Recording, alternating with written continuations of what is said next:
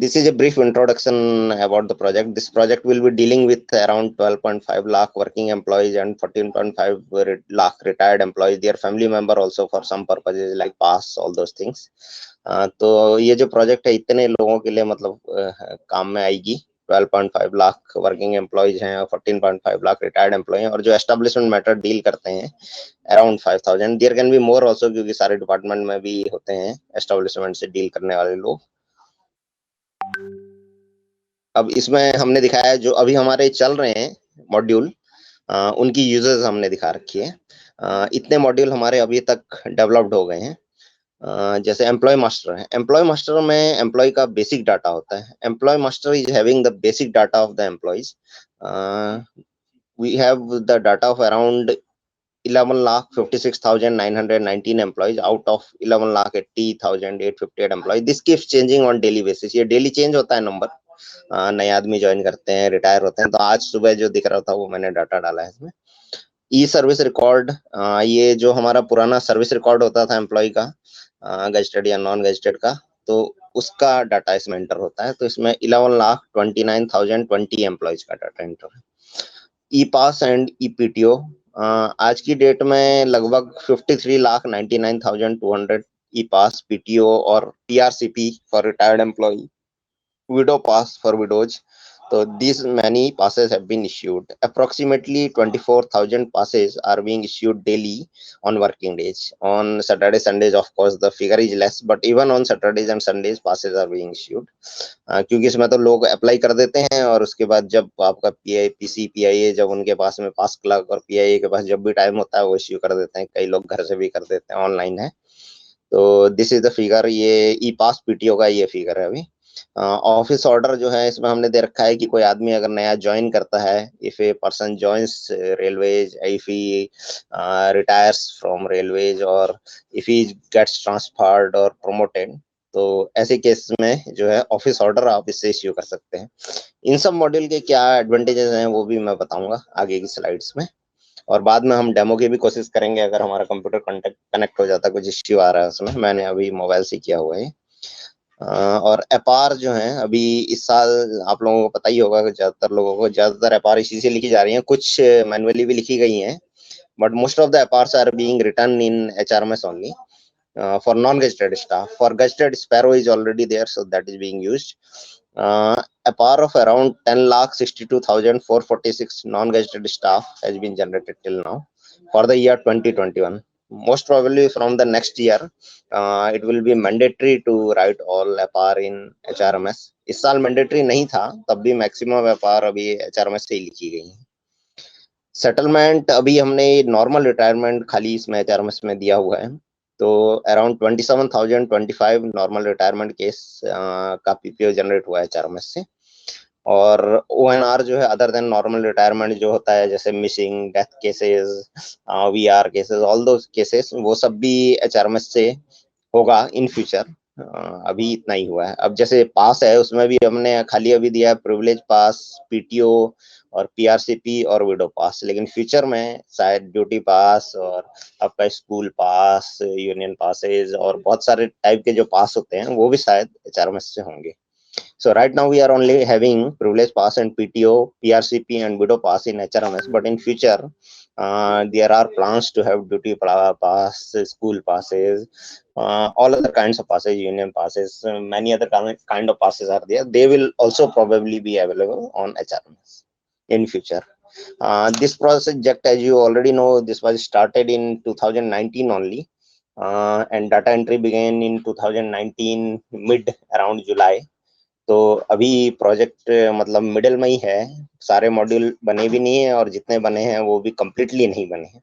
So some modules are in development stage, some have been implemented, others are under process. So right now we are in the mid of the HRMS project, Chris.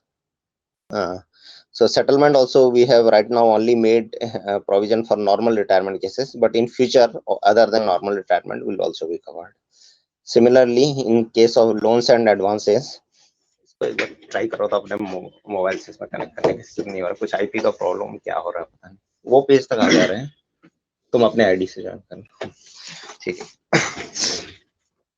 Okay, for loans and advances, we will be having other types of loans also, but as you are aware, in loans and advances, PF loans are the most commonly used applied loans by the employees. आपको मालूम ही है PF loan ही maximum लोग apply करते हैं। इसके अलावा जो छोटी मोटी लोन्स एंड एडवांस होती हैं, जैसे कंप्यूटर एडवांस, वो तो एक डिवीजन, जैसे मैं आद्रा में था वहाँ एक साल में कुछ 10-15 लोग या 5-10 लोग अप्लाई करते थे। तो वो सब चीजें बहुत माइनर होती हैं, तो वो भी हम फ्यूचर में डेवलप करेंगे। लेकिन एज ऑन डेट अभी 3,74,981 स्टाफ पीएफ लोन हो गया। LIC से कर लेता हूं। तुम्हारे आईडी से क्या है से आउट करना होगा, तो इसमें कंट्रोल नहीं दे रखा लग रहा है।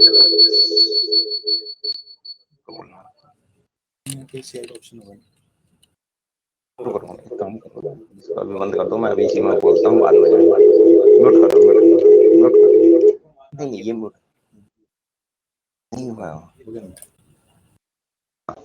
हेलो। और जो लोन्स एंड एडवांस है, इसमें अभी तक 3,74,981 लोगों का लोन्स एंड एडवांस पास हो गया है एचआरएमएस से। Hello. In ESS we have ESS is actually employee self service. ESS जो है एम्प्लॉय सेल्फ सर्विस है। तो इसमें जो है आपको जो एचआरएमएस में कोई एम्प्लॉय का जो भी डाटा इंटर्ड है, उसमें अगर किसी को कोई इश्यू लगता है और उसको अगर उसके खिलाफ तो नहीं, उसके रिलेशन में कुछ भी उसकी अपील करनी है कि मेरा ये एड्रेस गलत है, मेरा मोबाइल नंबर गलत है, कुछ भी लग रहा है एजुकेशन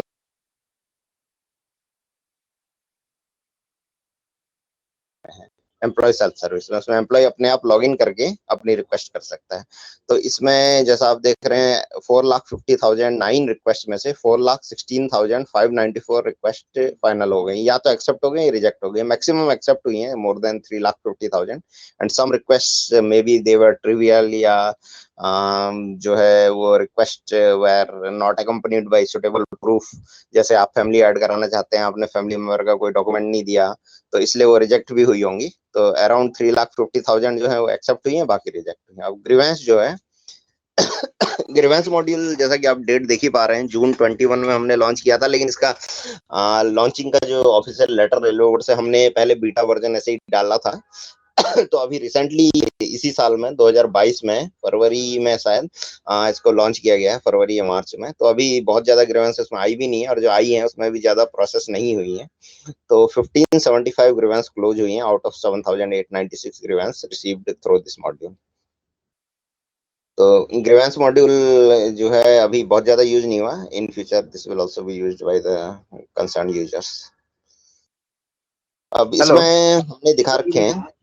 हेलो सर, एक क्वेश्चन था। हाँ सर, ये जो ईएसएस है, ईएसएस में मैं देखता हूँ कई बार जो क्वेरी हैं वो काफी दिन तक पेंडिंग रहती हैं, हाँ स्टार्टिंग नहीं डीलर। हाँ नहीं, इसके लिए ना इंदरदेव जी, जो है हमने डैशबोर्ड भी दे रखा है, तो यूनिट को थोड़ा टेक केयर करना पड़ेगा। हमने जैसे यूनिट एडमिन्स हैं, सीनियर डीपीओ या वो लोगों को दे रखा है कि कितने दिन से पेंडिंग है, कितनी पेंडिंग है। तो वो उसमें उन लोगों को थोड़ा अटेंड करना पड़ेगा, क्योंकि हम तो इतना ही कर सकते हैं, बाकी उन लोगों को देखना पड़ेगा। इसमें सर कुछ ऐसा पॉपअप या रिमाइंडर टाइप से सिस्टम आए जो उसके डीलर के जो ऑफिसर हैं, ये 2 लेवल में होता है, जैसे 2 या 3 लेवल में, जैसे पहले डीलर करेगा, फिर उसका कंसर्न सीओएस है चीफ वो वॉइस करेगा, करेगा, हाँ, फिर ये फिर सब। एपीओ है। तो उस केस में सर उनके पास कोई पॉपअप या इस टाइप से जाए कि आपके इतने ईएसएस जो हैं वो पेंडिंग केसेस हैं, तो कुछ इस टाइप का सिस्टम डेवलप हो जाए तो नहीं, पेंडिंग केसेस हमने दिया हुआ है डैशबोर्ड में, उनके ऑफिसर को नहीं, जो कंसर्न एम्प्लॉई है, ऑफिसर को भी देखना नहीं।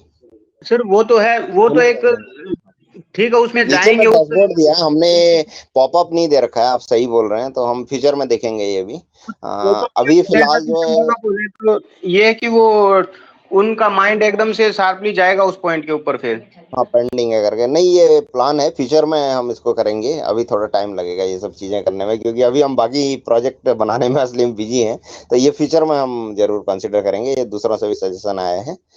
तो ये हम बाद में काम करेंगे, ठीक है। मैं पहले प्रेजेंटेशन दे दूं, उसके बाद आप लोग जो है वो पूछ सकते हैं, ठीक है। प्रेजेंटेशन और हम थोड़ा डेमो भी दे देंगे, उसके बाद आप लोग पूछ लीजिएगा, ठीक है। अब जो है ये हमारे मॉड्यूल हम दिखा रहे हैं। तो इसमें जो है हमारा सेंटर में हमने दिखा रखे हैं बेसिक मॉड्यूल, कुछ post master, employee master, ESR, desk and chat bot. यहाँ में शायद थोड़ा मर्ज टाइप का भी हो गया है, लेकिन मैं इसके बाद में एक और स्लाइड है उसमें आपको क्लियर दिख जाएंगे। ये pass and PTO, cadre management, recruitment, ये सारे मॉड्यूल हैं। Leave management, quarter electricity, HOER, salary admin, loan and advance, settlement, reservation, APAR, disciplinary reward, man power planning, grievance, court case, welfare, industrial relation और training and skill development. तो जैसा आप देख ही पा रहे हैं, इसमें से कुछ मॉड्यूल हुए हैं। जो हुए हैं मैं आपको नेक्स्ट स्लाइड में भी दिखा दूंगा। So this is an overview of the modules of HRMS. So all the modules are mentioned here. They will be shown clearly in the preceding slides also. No, not preceding, in the following slides also. Out of these modules, only few modules have been developed. Some 8-9 modules have been developed. Total, we are having 21 or 22 modules. So I will be showing them clearly in another slide, in the following slide. ये एक हमने दिया है features of HRMS के क्या feature है। 24/7 availability है, single sign on information.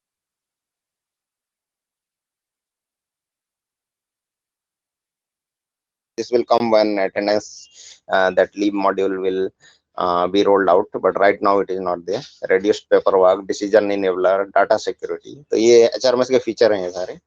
It will be available to it will be possible to get MIS at a click. MIS report इससे निकल पाएंगी, जो मैनेजरियल इंफॉर्मेशन सिस्टम होती है। एम्प्लॉय को भी एम्पावरमेंट हो जाएगा, क्योंकि सब चीज ऑनलाइन हो जाएगी, तो आराम से वो देख पाएगा। तो ये सब इसके फीचर होंगे। अभी कुछ हैं इसमें, मैं ये नहीं बोल रहा अभी सारा फीचर अभी अवेलेबल नहीं होंगे। In future they will be available slowly as the project is developed, because it is a very new project as you are aware. तो अभी ये जो मॉड्यूल हमने लॉन्च कर दिए, जो modules which we have released till now, they are mentioned on the right side as you can see. Employee master ESR module है, pass and PTO, office order, loan and advance, employee self service, APAR, settlement और grievance. ये module अभी हमारे launch हो चुके हैं। अब इसमें भी कंप्लीटली नहीं हुआ है। Employee master ESR mostly complete है। पास एंड PTO भी हमारे FRS के हिसाब से तो हो चुका है मेजरली, एक्सेप्ट आपका स्कूल पास। लेकिन इसके अलावा भी अभी जैसा हम लोगों को इंस्ट्रक्शन आ रहे हैं, हमको और भी पास, ड्यूटी पास, वो सारे भी बनाने पड़ेंगे। तो ये फीचर में बनाए जाएंगे।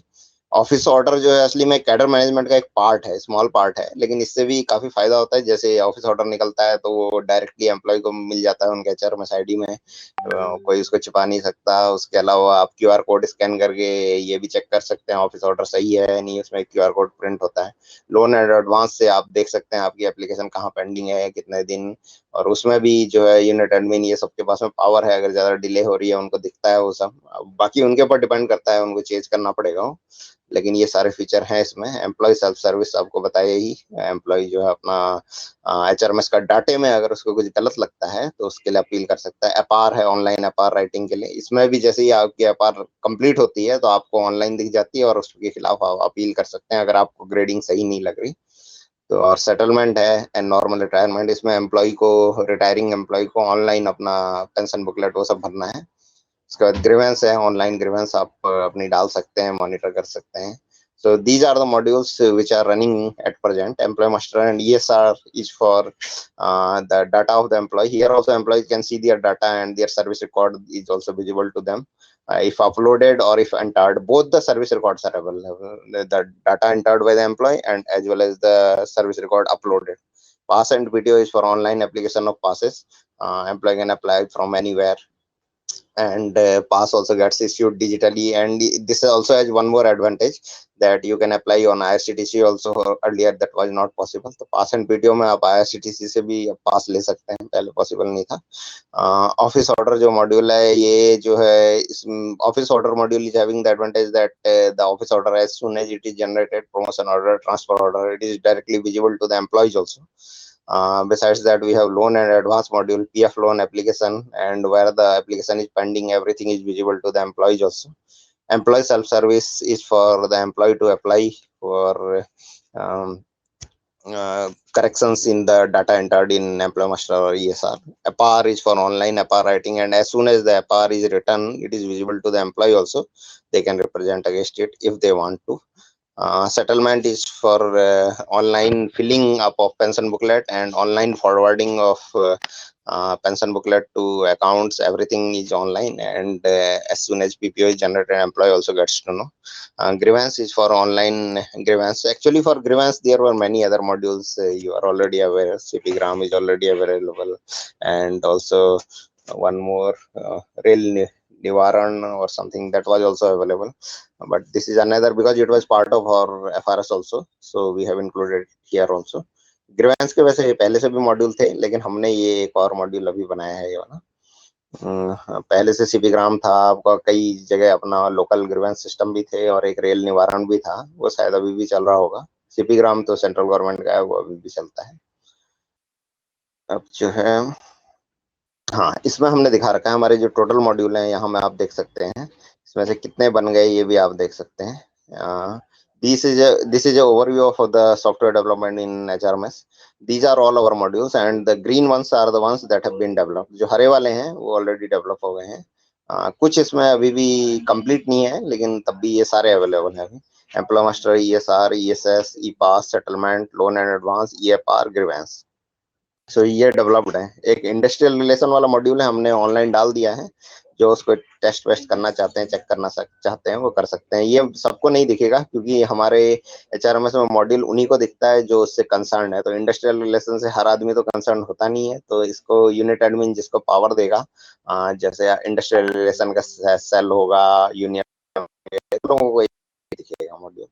अब बाकी मॉड्यूल में नॉर्मली जो है आप लोगों को जैसे दिखेगा, आपका एम्प्लॉय मास्टर ESR दिखेगा, ESS दिखेगा, EPAS भी दिखेगा, सेटल सकता है अगर रिटायरिंग एम्प्लॉय है या कोई रोल दिया हुआ है। लोन एंड एडवांस आपको दिखेगा, अगर आप NPS वाले हैं तो आपको नहीं दिखेगा, नहीं तो वो दिखेगा अभी फिलहाल। NPS वालों के लिए बाकी एडवांस का फ्यूचर में जब प्रोविजन होगा तब उनको भी दिख जाएगा। EFR के लिए हमने एक अलग लिंक दे रखा है, वो साइट कंजेशन इश्यूज के लिए। तो वो लिंक में क्लिक करके आपको जाना पड़ता है। वो सबको दिखेगा क्योंकि एफआर तो सबको ही भरनी है अभी। ग्रीवेंस भी सबको दिख रहा होगा। अब बाकी मॉड्यूल जो है इंडस्ट्रियल रिलेशन हमने अभी डेवलप करके डाल दिया है। कुछ टेस्टिंग वेस्टिंग ये हो रही है, टेस्टिंग भी कंप्लीट हो गई है, शायद थोड़ा फ्यूचर में लॉन्च होगा। अब कैडर मैनेजमेंट जो है, इसमें हमने ऑफिस ऑर्डर पार्ट डेवलप करके डाल दिया, ट्रांसफर वाला हम जल्दी डालेंगे। और बाकी हमारे जो आपको ये पर्पल कलर में दिख रहे होंगे, MPP, रिजर्वेशन, पोस्ट मास्टर, ये नॉर्मली खाली कैडर वाले लोगों के काम आते हैं जो प्रमोशन करने वाले हैं, तो उसके लिए ये दिए हुए हैं। ये अभी अंडर डेवलपमेंट है। अब जो आपको ये थोड़ा ब्राउनिश या रेड की शेड है, इसमें ऑरेंज टाइप का, ये इसमें जो दिख रहे हैं recruitment, salary administration, quarter and electricity, training and skill development, welfare, HOER, DNR, court case, leave management, ये इन फ्यूचर आएंगे। इसमें कुछ कुछ रिव्यू भी चल रहा है कि हम बनाएं या नहीं, क्योंकि सबकी कुछ जरूरत भी नहीं है। जैसे आपका सैलरी एडमिनिस्ट्रेशन ऑलरेडी आईपास से हो रहा है, तो ये फ्यूचर में देखा जाएगा कि ये हम डेवलप करेंगे या नहीं। So these brownish or slight reddish color modules, these are modules which have to be developed, which have not yet been started by us. So these will be developed in future, and there is a review also, there is an ongoing review that some of these modules may be scrapped also because they may not be needed. So this is the current situation of the HRMS project. These green ones have been developed, light green ones. Yellow are under development and also put on production for testing. Purple ones are under development and rest will be taken up later. अब मैं थोड़ा module के बारे में आपको जरा बता देता हूँ, बाद में हम आपको दिखा भी देंगे। एम्प्लॉय मास्टर ई सर्विस रिकॉर्ड जो मॉड्यूल है, ये हमारा बेसिक मॉड्यूल था। ये हमारा जुलाई 19 में ही हमने लॉन्च कर दिया था। फिर डाटा एंट्री हुई क्योंकि इसमें सारे एम्प्लॉय की डाटा एंट्री करनी थी, तो रेलवेज ने सारा अपना डाटा एंट्री किया है। उस टाइम में आगरा में था तो हम लोगों ने भी किया था, कुछ आउटसोर्स लोग लिए थे, कुछ हमारे बिल क्लर्क ये लोगों ने एंटर किया था। सो this is the module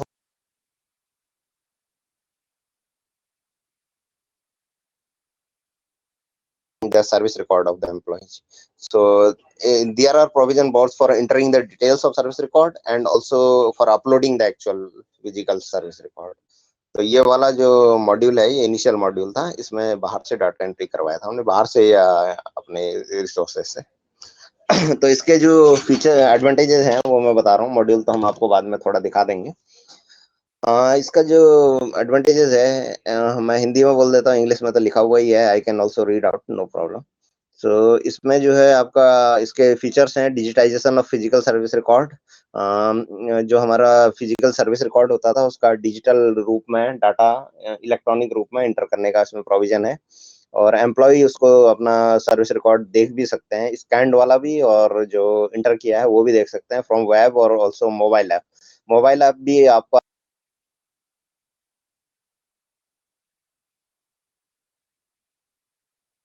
store में करने के लिए कुछ इश्यू किया था, तो इसलिए उसमें टाइम लगा, अब शायद फ्यूचर में डेवलप होगा वो। तो जो है उस आप एचआरएमएस मोबाइल ऐप करके सर्च मारेंगे तो मिल जाता है, normally HRMS mobile app for Indian railways, ऐसा कुछ नाम है उसका। तो उससे भी आप देख सकते हैं, और फिजिकल सर्विस रिकॉर्ड का तो डिजिटाइजेशन इसमें है ही, और एम्प्लॉय का भी जो डाटा है वो एम्प्लॉय मास्टर में डिजिटाइज हो जाता है, और अपना पर्सनल फैमिली रिलेटेड डाटा सारी इंफॉर्मेशन एम्प्लॉय देख सकता है, और अगर उसको फिर गलत लगता है तो ईएसएस से अपनी रिक्वेस्ट रेज कर सकता है। So these are the features और advantages of employee master, and it is meant for digitization of physical service record of employee. Employee can view their scanned service record from web or mobile app, and it also caters to the digitization of employee related data. Employee master module does that, and employee can view his her personal family related data available with personal department also. Sections of employee master. These are the sections of employee master. Basic details is one section.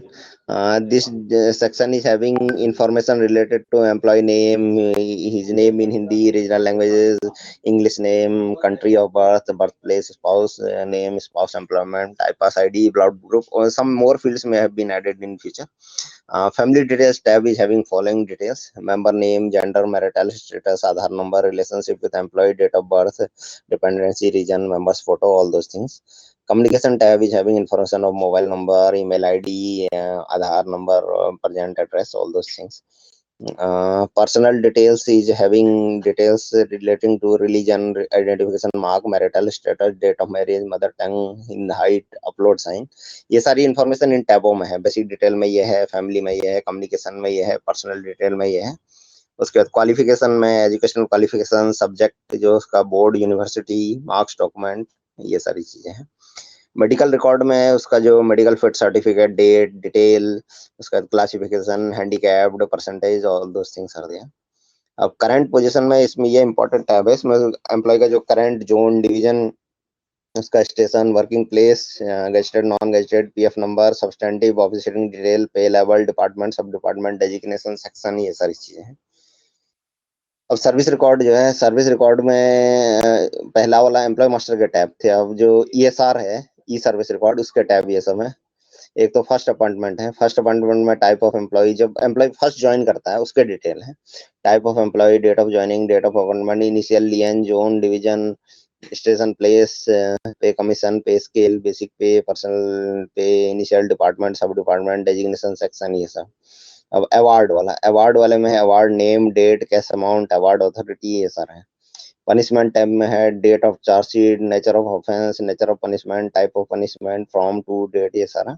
अब पे change history में जो जो उसका पे change हुए हैं from date of appointment, वो सारा होता है। अब उसमें जो है स्टेशन, पे कमीशन, पे लेवल, बेसिक पे चेंज डेट, और जो जो टाइप का उसका पे चेंज हुआ है प्रमोशन के कारण, डिमोशन के कारण, वो सारा वहां में एंटर करते हैं। अब एक प्रमोशन डिटेल का अलग पेज है, उसमें जो जो प्रमोशन हुआ है उसके डिटेल करते हैं, क्योंकि पे चेंज में आपका इंक्रीमेंट का डिटेल वो सब भी आता है। तो प्रमोशन वाले में खाली प्रमोशंस के जो डिटेल है वो एंटर होते हैं। एक ट्रांसफर डिटेल है, उसमें ट्रांसफर कहाँ कहाँ हुए हैं, उसके किस यूनिट से किस यूनिट में हुए हैं, ऑफिस ऑर्डर नंबर और रिलीज डेट, वो सारी चीजें हैं। एक डेपुटेशन वाला टाइप है, अगर आदमी डेपुटेशन में गया हूँ तो वो उसकी एंट्री यहाँ में होती है। एक ट्रेनिंग डिटेल है, उसमें training programme, institute, place of training, specialisation, duration, from to date, ये सब। अब एक है नॉमिनी डिटेल। इसमें आप लोग अपने नॉमिनी का नाम, रिलेशनशिप और अलग अलग टाइप के जो नॉमिनेशन होते हैं, एनपीएस के नॉमिनेशन या पीएफ का, डीसीआर ये सारे नॉमिनेशन आप एंटर कर सकते हैं। एक लीव रिकॉर्ड है, अभी लीव मॉड्यूल हमारा एक अलग मॉड्यूल है जिससे आदमी अप्लाई भी कर पाएंगे लीव के लिए, लेकिन अभी फिलहाल जो है इसमें खाली आप लीव के डिटेल एंटर कर सकते हैं। तो इसमें कुछ गलत लिखा हुआ, डेपुटेशन वाला कॉपी हो गया उधर में, असली में यहाँ लीव वाला होना चाहिए था। पब्लिकेशन डिटेल है, यहाँ में अगर आपने कुछ किताब पब्लिश की हैं या कोई ये आर्टिकल पब्लिश हुआ है आपका, वो सारा इसमें एंटर हो सकता है। ये ज्यादातर लोगों के काम का नहीं है। अब जो है एम्प्लॉय मास्टर में जो हमारा डाटा एक्सेप्ट होता है वो कैसे होता है इसमें बताया गया है। तो इसमें आपका जो लीव, जो आपका सर्विस रिकॉर्ड या बिल क्लॉक जो होता है वो डाटा को एंटर करता है सबसे पहले। जैसे पहली बार डाटा एंट्री कराई थी तो कुछ आउटसोर्स लोग भी लिए गए थे, तो वो लोगों ने एंट्री की थी। फिर वो जाता है वेरीफाइंग अथॉरिटी के पास में, मतलब नॉर्मली वो बिल बिल क्लर्क है जैसे, या सर्विस रिकॉर्ड क्लर्क है, उसका एक चीफ ओएस होता है, उसके पास जाता है। फिर उसके बाद उसका एक्सेप्टिंग अथॉरिटी होता है, नॉर्मली एपीएफ का ये लोग होते हैं, तो ये लोग एक्सेप्ट कर लेते हैं। वो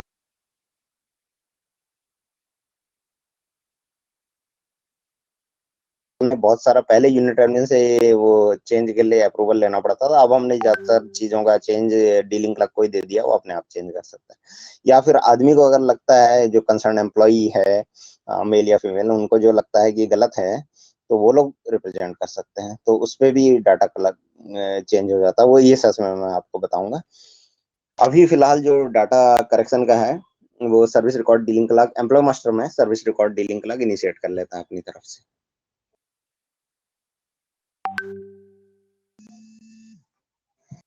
जो है एम्प्लॉय सेल्फ सर्विस, ये नेक्स्ट मॉड्यूल है। एम्प्लॉय सेल्फ सर्विस में जो है इसमें एम्प्लॉय पर्सनल फैमिली डाटा जो भी अवेलेबल है पर्सनल डिपार्टमेंट के पास में, एम्प्लॉय मास्टर ईएसआर में उसका चेंज की रिक्वेस्ट कर सकता है, और वो एम्प्लॉय देख भी सकता है रिक्वेस्ट पेंडिंग है, कहाँ में पेंडिंग है, कितना टाइम से, वो सारा उसको नजर आता है। अब इसमें प्रोसेस ये है, एम्प्लॉय चेंज रिक्वेस्ट की जो है अपना डालता है, वो उसके बाद में सर्विस रिकॉर्ड डीलिंग क्लर्क को दिखता है। उसके बाद वो उसको मिलाता है, और एम्प्लॉय कुछ डॉक्यूमेंट भी डाल सकता है कुछ कुछ चीजों के लिए, जैसे फैमिली मेंबर नया ऐड हुआ या कुछ भी चेंज हुई इसके एड्रेस, जो भी चीजें हैं वो सारे के लिए वो डॉक्यूमेंट डालेगा। फिर वो सर्विस रिकॉर्ड डीलिंग क्लर्क उसको चेक करेगा। उसके बाद वो सर्विस रिकॉर्ड वेरीफाइंग अथॉरिटी के पास जाएगा, फिर सर्विस रिकॉर्ड एक्सेप्टिंग अथॉरिटी उसको एक्सेप्ट कर देगा, तब डाटा चेंज होगा। मतलब 3 लेवल्स हमने बनाई हुई है, तो ऐसा है इसमें। तो in employee self service module, the process flow is like this: the employee applies for the change request, whatever he thinks is wrong, he or she applies for that. It goes to the service record dealing clerk. He she can view whatever the employee has applied, and he she can also see the documents that have been attached. Then it goes to the service record verifying authority and accepting authority, then the data gets changed. For ESS, we have allowed employee to apply for change request through the mobile apps also. Next is PF loan sanctioning system. So what are the features or advantage of PF loan sanctioning system? Actually it is loan and advance sanctioning, but right now only PF has been developed. तो ये जो है आपका PF loan sanctioning system जो है, ये loan and advance है असली में, अभी खाली PF लोन ही डेवलप हुआ है। तो इसमें क्या होता है, आदमी या औरत जो भी है हमारे एम्प्लॉय, वो अप्लाई करते हैं फॉर पीएफ लोन ऑनलाइन, तो उसमें उनको दिख जाता है इससे पहले वाला भी जो सैंक्शनड पीएफ विड्रॉल है, कितना वो एडवांस ले सकते हैं अभी, और जो उनका पीएफ बैलेंस है अकाउंट में वो सारा दिख जाता है। उसके बाद वो अप्लाई करते हैं, और अप्लाई करने पे वो जो है प्रोसेस होता है, और एम्प्लॉय को भी दिखता रहता है कि कहाँ में पेंडिंग है करके। और इसमें वो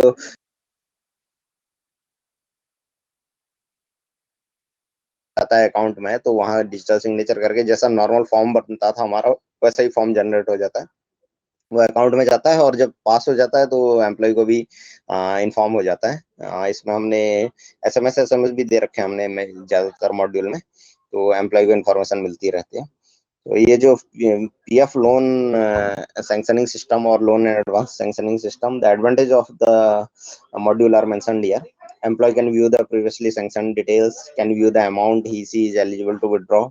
They apply online for PF loan and get immediate intimation on rejection of loan with region. Earlier they were not getting, but now they get on SMS also.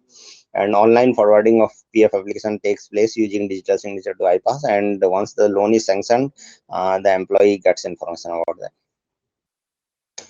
The process is like that, like this: employee applicant applies, it goes to loan dealing clerk, verifying authority, accepting authority, and then to accounts. And once passed, the information comes to the employee also. तो ये process है, employ apply करता है, loan dealing clerk verifying authority, accepting authority, फिर account से पास होके information मिल जाती है एम्प्लॉय। सो तो ये जो 3 लेवल आपको दिख रही होंगी, गजेटेड के केस में ये लेवल बढ़ाई गई हैं, अभी 6 लेवल हो गई हैं। जैसा हमको अपने नोडल ऑफिसर हैं हमारे कुछ, उनसे जैसा सजेशन मिला तो उनमें लेवल बढ़ गई। नॉन गजेटेड में 3 ही लेवल हैं, तो काफी जल्दी पास होके इंफॉर्मेशन मिल जाती है। सेटलमेंट मॉड्यूल खाली अभी जो है खाली उन्हीं लोगों के लिए है जो रिटायरिंग एम्प्लॉय हैं उनके लिए। तो इसमें जो है अभी फिलहाल only normal retirement cases covered हैं। तो इसमें जो है जो फिंगरप्रिंट स्कैनर और डिजिटल सिग्नेचर पैड हम यूज करते हैं, उसमें एम्प्लॉय का फिंगरप्रिंट लेने के लिए और सिग्नेचर लेने के लिए। और अब इसमें जो है ये फिंगरप्रिंट सबके लिए जरूरी नहीं है, खाली जो एम्प्लॉय इलिटरेट हैं उनका लिया जाता है। पहले सबका लिया जाता था और सिग्नेचर पैड से लिया जाता है। तो इसमें जो है यूनिट एडमिन भी जो है जो ऑफिसर्स हैं वो देख सकते हैं कि कौन सा केस कहाँ में पेंडिंग है, कितने दिन से पेंडिंग है, तो प्रोसेस को एक्सपेडाइट किया जा सकता है इसमें। Sir for wife also means employees having मतलब एम्प्लॉइज वाइफ, हाँ नहीं, वाइफ के लिए फिंगरप्रिंट अब जरूरत नहीं है, पहले जरूरी था। उसमें तो बहुत डिस्प्यूट्स हैं सर। क्या उसमें डिस्प्यूट्स रहते हैं वाइफ के उस केस में? क्योंकि वाइफ के केस में क्या होता है कि आप कई बार मतलब कि वेरीफाई करते हैं वाइफ के सिग्नेचर फिंगरप्रिंट्स को रिटायरमेंट फॉर्म्स पे, बट क्लर्क अपने बिहाफ पर ही उसको वेरीफाई कर देता है, पर्सनली अपने सामने तो नहीं। कई बार वो फिंगर इम्प्रेशंस लिए जाते हैं। नहीं, फिंगर इम्प्रेशन अब जरूरी भी नहीं है। स्पाउस के जो लेटेस्ट सर्कुलर है उसके अनुसार अब हम ले भी नहीं रहे हैं फिंगरप्रिंट, खाली सिग्नेचर ले रहे होंगे। मतलब एम्प्लॉय की और डिक्लेरेशन जो वेरिफिकेशन की आप बात बोल रहे हैं ना, अब उसको तो हम तो हैंडल नहीं कर पाएंगे ना, वो यूनिट को देखना पड़ेगा कि कैसे वो ले रहे हैं। नहीं आप सही कह रहे हैं, लेकिन यूनिट की हेल्प के लिए तो सर ये है ना सर कि यूनिट हाँ, में भी यूनिट की अगर हेल्प के लिए है। मतलब यहाँ पर एक इशू है सर। मतलब मेरा कहने का मतलब ये है कि यहाँ पर जो स्पाउस है उसके मतलब आइडेंटिटी को प्रॉपर्ली मार्क करने का सिस्टम यहाँ पर आप उसको थोड़ा सा वर्क कर सकते हैं। आइडेंटिटी मतलब हम उसको आधार से कंपेयर वैसा कुछ नहीं कर रहे हैं, हम खाली उसका सिग्नेचर लेके वो उसमें पेस्ट कर देते हैं। जो पेंशन बुकलेट में जो पहले लिया जाता था मैनुअली, उतना ही कर रहे हैं अभी। ये आधार वेरिफिकेशन वैसा कुछ नहीं हो रहा है। Right side sir. अब ये जो प्रोसेस है इसमें 2 साइड से प्रोसेस होती है। एक होता है जो है सर्विस रिकॉर्ड की साइड से, और एक होता है यहाँ पेंशन बुकलेट वाला। तो जब आदमी रिटायर होने वाला है, आदमी मैं बोल रहा हूँ मतलब I mean both railway employees, both male and female. So जब एम्प्लॉय रिटायर होने वाला है तो इसमें जो है 2 साइड से होता है। पहला होता है आपका service record dealing clerk, verifying authority और एक्सेप्टिंग अथॉरिटी, मतलब जो ओएस, चीफ ओएस और एपीओ होगा या एडीएफएम होगा, एसी होगा, तो उनके थ्रू एम्प्लॉय का सर्विस रिकॉर्ड चेक होके जाता है। और नीचे में जाता है पेंशन बुकलेट। तो पेंशन बुकलेट जो है वो एम्प्लॉय भरता है खुद, या वेलफेयर इंस्पेक्टर उनकी हेल्प कर सकता है, वो दोनों को अथॉरिटी है, लेकिन सबमिट एम्प्लॉय ही कर सकता है क्योंकि उसका डाटा है।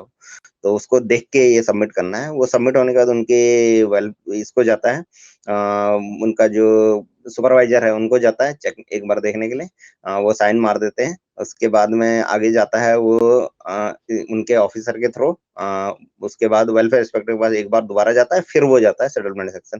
पहले वहां में वेलफेयर इंस्पेक्टर नहीं था, लेकिन इसके भी नोडल ऑफिसर ने सजेस्ट किया तो थोड़ा चेंज किया गया।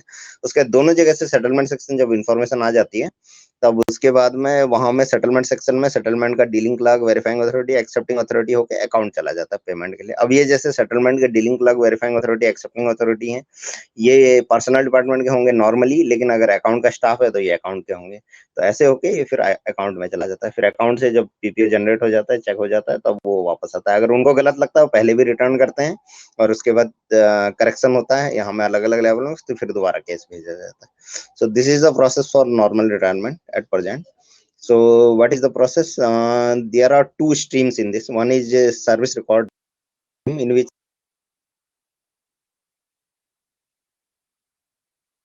account or RPF only, because they handle all the settlements. So from there it goes to settlement section, and the bottom stream, the pension booklet is filled by the employee with the assistance of the welfare inspector. Then it goes to the supervisor of that department, and then it goes to the controlling officer of that department. Then it again goes to the welfare inspector. Then when the both streams get combined, when all the information comes to the settlement section, then settlement DC, verifying authority and accepting authority, they will finalize the settlement and send it to accounts. And in accounts, the PPO gets generated, and if there are any errors at any stage, the case can be returned and it can be corrected. अब इसमें जो है मैंने जो पहला stream बोला था ऊपर वाला, उसको यहाँ में दोबारा दिखाया गया है. द अपर स्ट्रीम और अपर channel that is shown again here separately. The notification goes from HRMS, list comes that these people are going to retire, that is based on the date of birth. तो वो आता है कि ये लोग retire होने वाले हैं, तो सर्विस रिकॉर्ड डीलिंग क्लर्क को दिखते हैं वो लोग, तो वो उनको फिल करके वेरीफाइंग अथॉरिटी, एक्सेप्टिंग अथॉरिटी को भेज के सेटलमेंट सेक्शन में भेजेगा. तो इसमें यूनिट एडमिन को भी दिखता रहता है कि इतने लोग रिटायर होने हैं, उनका केस किस किस लेवल में है, तो चेंज भी कर सकता है अगर डिले हो रहा है तो. लेकिन अब ये उनके ऊपर में है कि उनको ये चेंज करना है. तो उसके बाद में जो है pension booklet, this is the bottom part. Pension booklet is filled by the employee with welfare inspector. It goes to the department verifying authority, accepting authority, then it again goes to welfare inspector, then it goes to the settlement section. तो ये bottom वाला part है. Employ welfare inspector भरते हैं pension booklet, submit करेगा खाली आपका employ, फिर वेरीफाइंग अथॉरिटी, एक्सेप्टिंग अथॉरिटी, बीच में एक वेलफेयर इंस्पेक्टर है, फिर सेटलमेंट में जाते हैं. अब ये सेटलमेंट में जाने के बाद settlement dealing clerk, verifying authority, accepting authority, फिर अकाउंट में जाता है. So this is the flow in settlement section. The document, the pension booklet on calculation sheets, all those things, they go through the settlement dealing clerk, verifying authority, accepting authority to account where the PPO gets generated. And this is the flow in account department. In accounts department, also there may be many levels. Their levels are not shown here, but they process as per their requirement. And if anything is wrong, then they return it back, and the same can be corrected and resubmitted. And if PPO number gets generated, then employee gets informed about it. Account में भी वो लोग अपनी process के अनुसार सारी चीजें process करके PPO जनरेट करते हैं, और अगर रिजेक्ट हो गया तो वो केस दोबारा प्रोसेस किया जा सकता है. अगर पास हो गया, PPO जनरेट हो गया, तो उसके बाद एम्प्लॉय को भी इंफॉर्मेशन मिल जाती है. ई पास EPTO तो आप लोगों ने कईयों ने यूज भी किया होगा शायद, तो इसका तो आपको मालूम ही है फीचर, लेकिन यहाँ में लिखे हैं. तो इसका फीचर्स हैं: digitisation of pass issuance and ticket booking, completely paperless, apply for pass PTO from anywhere, security verification by using QR code, transparency in uses, probable misuse of pass cartel. तो ये इसके फीचर हैं ई पास EPTO module के. तो इससे digitisation होता है पास issuance का, पेपरलेस है, पेपर प्रिंट करने की कोई ऐसी जरूरी नहीं है, जो चाहें वो कर भी सकते हैं. अब इसमें सिक्योरिटी है, QR कोड भी दिया हुआ है, उसको स्कैन करने से वो दिख भी जाता है. ट्रांसपेरेंसी इन यूजेस ऑफ पास है, और मिसयूज कार्टेल की जाती है. हम आपको दिखाएंगे भी थोड़ा सा. अब इसमें जो प्रोसेस है ऐसा है, पहले जब सबसे पहले पास लेना पड़ता है उस टाइम का यहाँ में सबसे पहले जब ये सिस्टम सेटअप करना है वो यहाँ में दिखाया गया है. तो यूनिट एडमिन जो होता है उसको पास एडमिन बनाने पड़ते हैं. अलग अलग डिपार्टमेंट के पास एडमिन जैसे वो बना सकता है. मान लीजिए अकाउंट वालों को अलग चाहिए, दूसरे डिपार्टमेंट को अलग चाहिए, तो अलग अलग पास एडमिन बना देता है. वो फिर बनाते हैं पास इश्यूइंग अथॉरिटी और पास क्लर्क. और जो एम्प्लॉय हैं उनको हम टैग करते हैं with the pass issuing authority, और पास इश्यूइंग अथॉरिटी के साथ में पास क्लर्क को भी टैग करते हैं. और जो है उसके बाद जब एम्प्लॉय, उसके बाद जो पास क्लर्क है, जो उसने पहले मैनुअल पास लिए हैं, वो सबका डाटा उसमें एंटर कर देता है, क्योंकि वो सब टैग करने पड़ते हैं. मान लीजिए गजेटेड के 6 सेट पास मिलते हैं, नॉन गजेटेड के 3 सेट मिलते हैं, और PTO 4 सेट मिलते हैं दोनों को. तो वो एंटर कर देता है कि इसने मैनुअल इतने सेट ले लिए हैं, तो बाकी बचे हुए सेट खाली हम यहाँ में दिखाते हैं. या फिर मान लीजिए कोई पनिशमेंट है, उसके कारण पास सेट कम हो गए, तो वो भी जो है पास.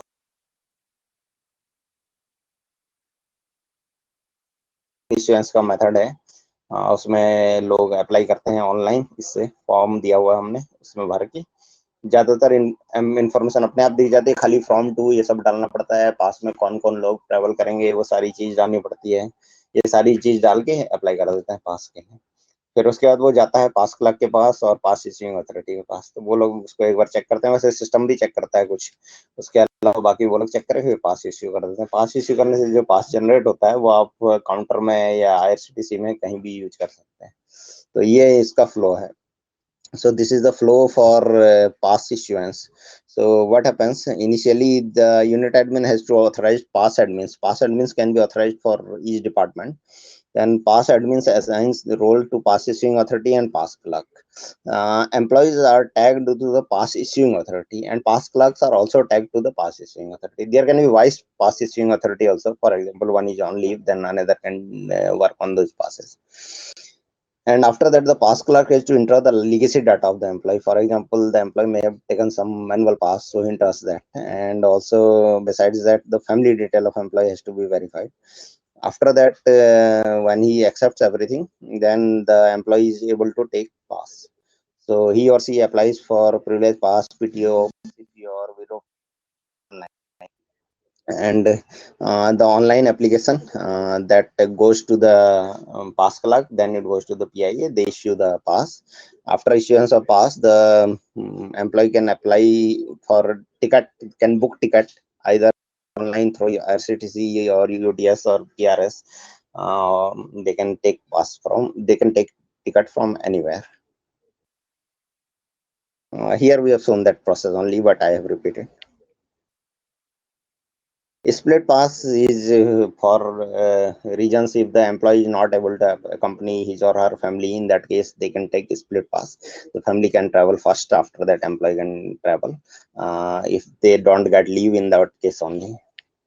तो स्प्लिट पास मिलती है अगर एम्प्लॉय को लीव नहीं दी उसके ऑफिसर ने, ऐसा कोई रीजन है तो एम्प्लॉय को अलग से ट्रैवल करना पड़ता है। ऐसा अपनी मर्जी से कि आप जो है स्प्लिट पास से मांग लें, वैसा नहीं है। लेकिन अगर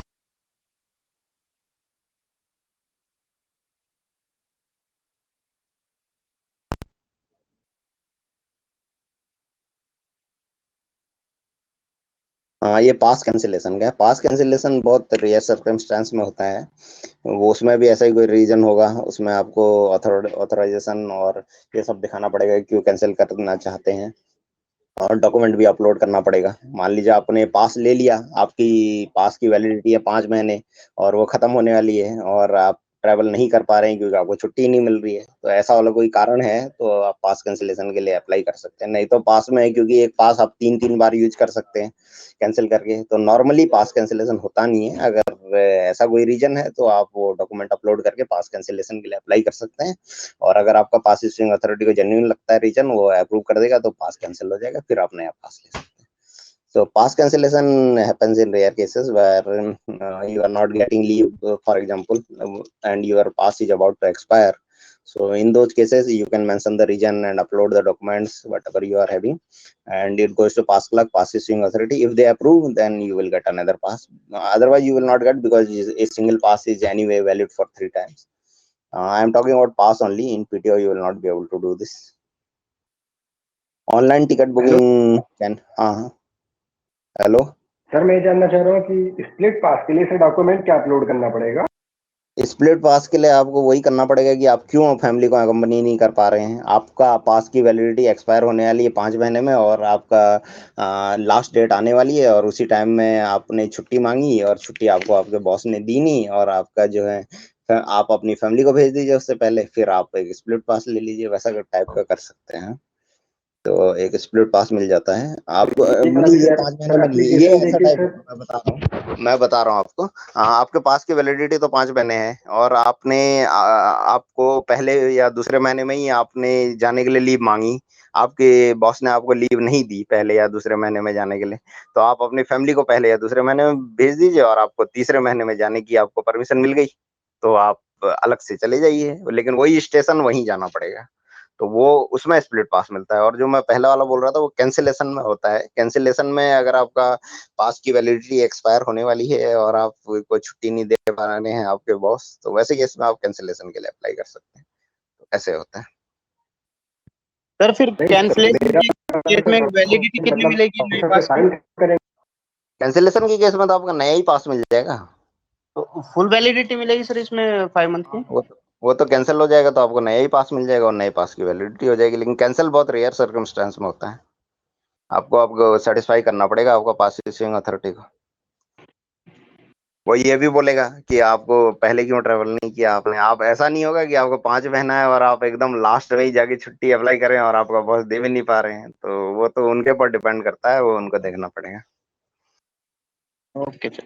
सर इसमें अब क्या, एप्लीकेशन सर क्या अपलोड करना पड़ेगा ऑफिसर से साइन करा के सर, मतलब पासिंग अथॉरिटी को? हाँ वो आपको प्रूफ अपलोड करना पड़ेगा कि जैसे मैंने छुट्टी अप्लाई की, इतना बार अप्लाई की, मेरा पास इश्यूइंग अथॉरिटी ने दिया नहीं, इसलिए मेरा पास कैंसिल करूं। मैंने इतना अप्लाई की, मेरे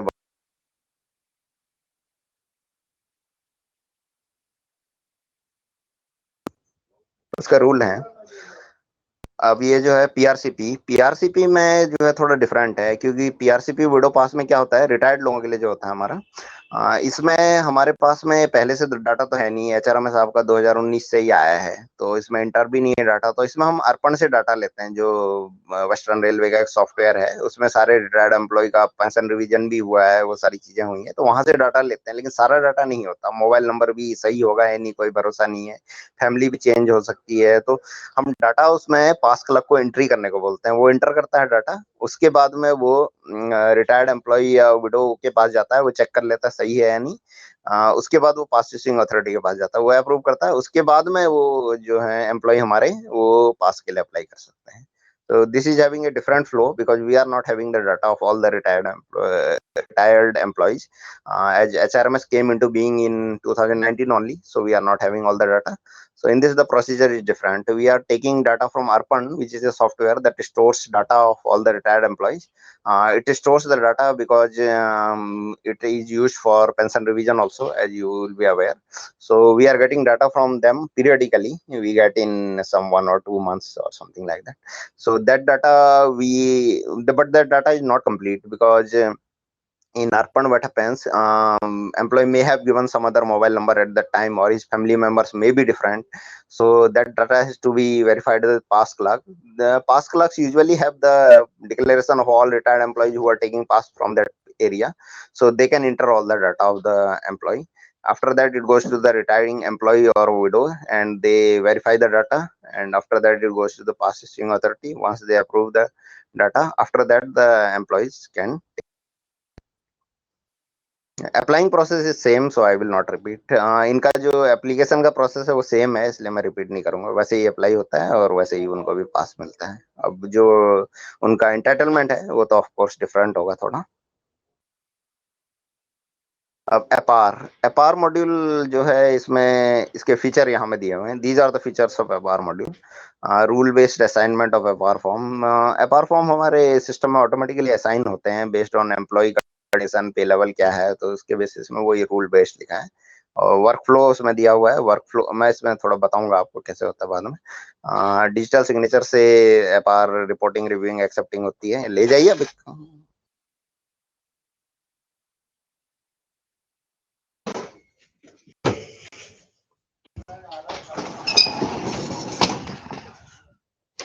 नेक्स्ट इसमें ओल्ड एपार का स्कैन करके अपलोड करने की भी प्रोविजन है। Template based assessment. Template based में हमने ऐसा दे रखा है कि मान लीजिए किसी ने एसेस किया, रिपोर्टिंग रिव्यूइंग जो आप लोग करते हैं, तो इसमें रिपोर्टिंग को काफी सारी चीजें भरनी पड़ती है। रिव्यूइंग, एक्सेप्टिंग को तो नॉर्मली साइन ही करना पड़ता है। तो रिपोर्टिंग को हमने दे रखा है कि अगर किसी एम्प्लॉय की उसने एपार एसेस कर दी है, तो दूसरों की भी सेम टाइप का असेसमेंट देना चाहता है, तो उसमें कॉपी का टेम्पलेट बना के रख सकता है, उसको कॉपी कर सकता है दूसरा का। ये हमने इसमें दिया हुआ है। प्रेडिक्टिव टेक्स्ट दिया हुआ है। आप कुछ टाइप करते हैं तो उसमें कुछ आ जाता है, मतलब आप गुड का GO लिखें तो उसमें गुड टाइप का आ जाता है। और ऐसा आ जाता है, मान लीजिए आप वेरी पंक्चुअल लिखेंगे, वेरी लिखना है, तो वैसा टाइप का हमने कुछ कुछ टेक्स्ट डाले हुए हैं। और डिक्शनरी बाद में एक्सपेंड भी की जा सकती है, जैसे गूगल में होता है वैसा टाइप का थोड़ा बहुत किया हुआ है। स्पीच टू टेक्स्ट भी दे रखा है उसमें। अगर आप इंग्लिश या हिंदी में बोलना चाहते हैं तो एपार में लिखने के लिए, तो वो भी आप कर सकते हैं। एपार फॉर्म जो है बाइलिंगुअल है। तो ये सारे फीचर हमने एपार मॉड्यूल में दिए हुए हैं। So these are the features that we have given in APAR module. First is rule-based assignment. The APAR gets automatically assigned based on the employee type, his designation, pay level, based on all those things. Workflow is available. Digital signature is available. Old APARs can be scanned and uploaded. template based assessment is there. Template based means if we give a grading to a particular person, we see that a particular person is having is very punctual, he is very sincere, and if we find that another person is having the same kind of qualities, then we can copy the power of that person. Even after copying, that can be edited, any of the parameters can be edited. So it is not that we are allowing to copy from one to everyone. This is just for saving time. If reporting officer feels that similar kind of grading should be given, they can just copy the grading. After that, they can modify also any of the parameter, they can modify, so it saves some time. Predictive text, for that we have to make, when you write a FR, at the bottom there will be a button that save as template. This is available only for reporting officer because they have a lot of data to fill. So there will be a button save as template. Once you save as template, for other FR when you write, then there will be provision to pick that template and copy it. After copying also, data can be edited. Predictive text entry is available. It is like what has been given by Google. So you can write some words, and if the similar words are available in our dictionary for that parameter, then those will be shown and you can pick them. Even after picking them, you can modify. तो उसमें जैसे आपका लिखा है he is very efficient, sincere and hard working, तो आप उसको copy कर लीजिए, जो दिख रहा है उसको सेलेक्ट कर लीजिए. उसके बाद आपको लगता है he is sincere and hard working and also very efficient है, तो वो भी आप ऐड कर सकते हैं, वैसा कर सकते हैं. और आपका कीबोर्ड में हमने स्पीच टू टेक्स्ट एक बटन दे रखा होगा छोटा सा उधर में, उसको आप क्लिक करें तो आप जो बोले हैं वो भी टाइप हो जाएगा इंग्लिश या हिंदी में. और एपार फॉर्म जो है वो इंग्लिश या हिंदी दोनों में भरे जा सकते हैं.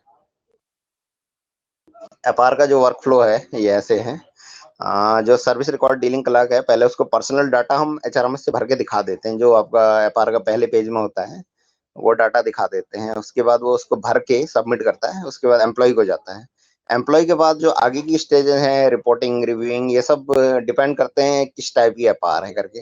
हमारे पास इतनी स्टेजेस हैं. जैसे एम्प्लॉय का पहले पर्सनल डाटा हो गया, सेल्फ अप्रेजल हो गया, उसके बाद हमारा होता है रिपोर्टिंग 1, रिपोर्टिंग 2. रिपोर्टिंग 2 है सेक्शन 2 के लिए, नॉर्मली 4200 पे लेवल एंड अबव, तो उनके लिए सेक्शन 2 है. तो रिपोर्टिंग 1, रिपोर्टिंग 2, रिव्यूइंग 1, रिव्यूइंग 2, फिर उसके बाद एक्सेप्टिंग ऑफिसर. तो ये हमारी सारी स्टेजेस हैं एचआरएमएस की, एपार मॉड्यूल की. अब इसमें डिपेंड करता है, वो स्टेजेस उन्हीं को दिखेंगी जिससे एम्प्लॉय के लिए वो रेलिवेंट है. अगर रेलिवेंट नहीं है तो नहीं दिखेंगी. अगर मान लीजिए आप 1800 की एपार लिखते हैं, उसमें खाली रिपोर्टिंग होगा, रिव्यूइंग होगा. 1900 में भी रिपोर्टिंग, रिव्यूइंग होगा. और 2800 वाली जो एपार है, ये जो मैं पुरानी पे लेवल बोल रहा हूँ, लेवल 1, लेवल 2 वालों का खाली रिपोर्टिंग, रिव्यूइंग होगा. उसके बाद में रिपोर्टिंग, रिव्यूइंग, एक्सेप्टिंग होगा. जो 2800 ग्रेड पे वाले हैं, लेवल 3, लेवल 4. फिर उसके बाद में लेवल 5, फिर लेवल 6 एंड लेवल 7, उसमें जो है आपका रिपोर्टिंग 1, रिपोर्टिंग 2, रिव्यूइंग 1, रिव्यूइंग 2 और एक्सेप्टिंग, ये सब स्टेजेस हैं. अब अपील का जो प्रोविजन है, अपील ऐसे होती है. अपील जब एम्प्लॉय की एक बार एफआर कंप्लीट हो जाती है तो उसको वो मैसेज आता है, वो अपना एफआर देख सकता है. पाएगा.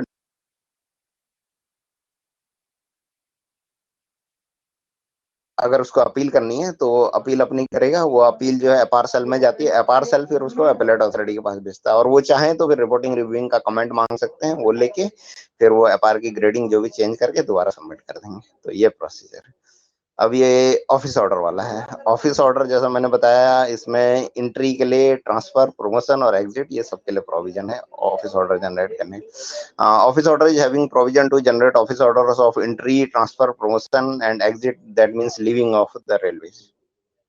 So this is having feature of online issuance of office order, moving towards paperless office, transparency in office order, availability of order immediately to employee on login, security and authentication using digital signature, and by scanning of QR code you can see the actual order on HRMS side. तो office order module के ये advantage हैं. एक तो online order issue होते हैं, paperless type का है. ट्रांसपेरेंसी हो जाती है ऑफिस ऑर्डर में, जैसे ही आपका जनरेट होगा आपको दिख जाएगा वो. तो ये है. और जो है वो डिजिटल सिग्नेचर से साइन होता है, और जो पीडीएफ है डिजिटली साइन जनरेट होती है वो. और क्यूआर कोड स्कैन करके उसको चेक किया जा सकता है कि ऑर्डर जेन्युइन है या नहीं. अब ये वाला जो है आपके ज्यादा काम का भी नहीं है. इसमें खाली दिखाया हुआ है कि कैसे कैसे काम करता है. फर्स्ट अपॉइंटमेंट जो है, उसके बाद में वो एम्प्लॉय जब फर्स्ट अपॉइंटमेंट करता है, उसके बाद जब ज्वाइन करता है वो, उसके बाद में हमारा एम्प्लॉय मास्टर ईएसआर में डाटा जनरेट होता है. क्योंकि किसी का ऑफिस ऑर्डर जनरेट हो गया, मान लीजिए एम्प्लॉय का फर्स्ट अपॉइंटमेंट तो छोड़िए, अभी पहले किसी का प्रमोशन हुआ है या किसी का ट्रांसफर हुआ, वो वहां में ज्वाइन नहीं किया, तो तब तक तो डाटा अपडेट होना नहीं है. तो जब एक बार ज्वाइन करता है उसके बाद डाटा अपडेट होता है। और अगर रिलीव करता है तो वहां का डाटा अपडेट हो जाता है कि वहां से रिलीव कर दिया, ये प्रोसीजर है। एग्जिट करेगा, रेलवे लीव करेगा, तो जब लीव कर देगा उसके बाद में डाटा इसमें अपडेट हो जाएगा।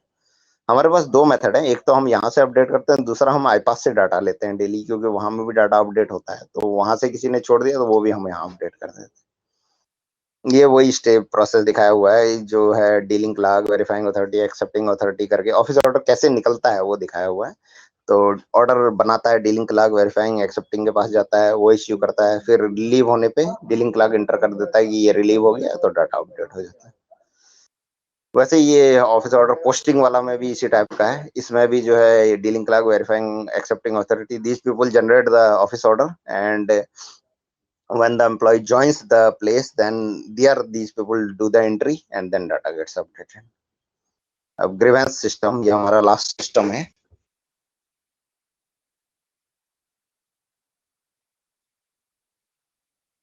ये हमारा लास्ट वाला सिस्टम है, ग्रीवेंस रिड्रेसल सिस्टम। इसके बाद हम आपको थोड़ा डेमो दिखाएंगे, कुछ कुछ जो मॉड्यूल हैं उसके। ये तो प्रेजेंटेशन पार्ट था। तो ग्रीवेंस रिड्रेसल सिस्टम जो है, इसके हमने एडवांटेज यहाँ में दिखाए हुए हैं। Online application of grievance from anywhere at any time, आप कहीं से भी अप्लाई कर सकते हैं। ये फीचर तो सारे ग्रीवेंस रिड्रेसल में होता ही है वैसे, खाली लिखा हुआ है इसमें। उसके बाद पेपरलेस ऑफिस के टुवर्ड्स हम मूव कर रहे हैं, ट्रांसपेरेंसी है इसमें, सब में होता है वैसे ये सारे फीचर जो भी ग्रीवेंस रिड्रेसल सिस्टम है, तो ये कोई स्पेशल चीज नहीं है, ये खाली यहाँ में मेंशन कर दिया गया है। ग्रीवेंस में हमारा जो फ्लो है थोड़े दूसरे मॉड्यूल से थोड़ा डिफरेंट है। तो इसमें क्या होता है, जो ग्रीवेंस एडमिन हमको, ये यूनिट एडमिन को एक बनाना सेल वो हमें क्रिएट कर देता है। वेलफेयर सेल डिपार्टमेंटल लेवल भी में भी बनाए जा सकते हैं, और फिर वेलफेयर इंस्पेक्टर जो होते हैं, क्योंकि उनका काम है ग्रीवेंस रिड्रेस करना, आपको मालूम ही है, तो उनको एम्प्लॉय के साथ हमने मैप किया हुआ है। जो भी ग्रीवेंस जाती है वो ये मैपिंग यूनिट्स को करनी पड़ती है। उसके बाद जो भी ग्रीवेंस जाएगी वो वेलफेयर इंस्पेक्टर के पास चली जाएगी, उस बीट का जो वेलफेयर इंस्पेक्टर है, फिर वो उनको रिजॉल्व करते हैं। और उसके बाद में एम्प्लॉय वो अगर किसी चीफ ओएस किसी सेक्शन से रिलेटेड है तो ग्रीवेंस वहां भी भेजी फॉरवर्ड कर देते हैं वो लोग। उसके बाद जब रिजॉल्व होकर आती हैं तो एम्प्लॉय को इन्फॉर्मेशन मिल जाती है। और अगर अनमैप्ड एम्प्लॉय है, मान लीजिए आज तक किसी एम्प्लॉय की मैपिंग हुई नहीं है, तो वैसे केस में जो है ग्रीवेंस डायरेक्ट वो वेलफेयर सेल में चली जाती है, फिर वो असाइन करते हैं, किसी वेलफेयर इंस्पेक्टर को कर देंगे या किसी आपका सेक्शन को कर देंगे। वहां से जब रिड्रेस होकर आती है तब ये एम्प्लॉय को इन्फॉर्मेशन मिल जाती है। और पेंशनर जो है, रिटायर्ड एम्प्लॉय, उनको 1 बाय 1 मैपिंग करनी पड़ती है, क्योंकि उनका ऐसा बीट तो होता नहीं है, या फिर उनका भी आएगा वो फॉरवर्ड कर देंगे, वैसा टाइप का उसमें फ्लो है। अब इसमें हमने दिया हुआ है, रुकिए इंग्लिश में बोला नहीं मैंने।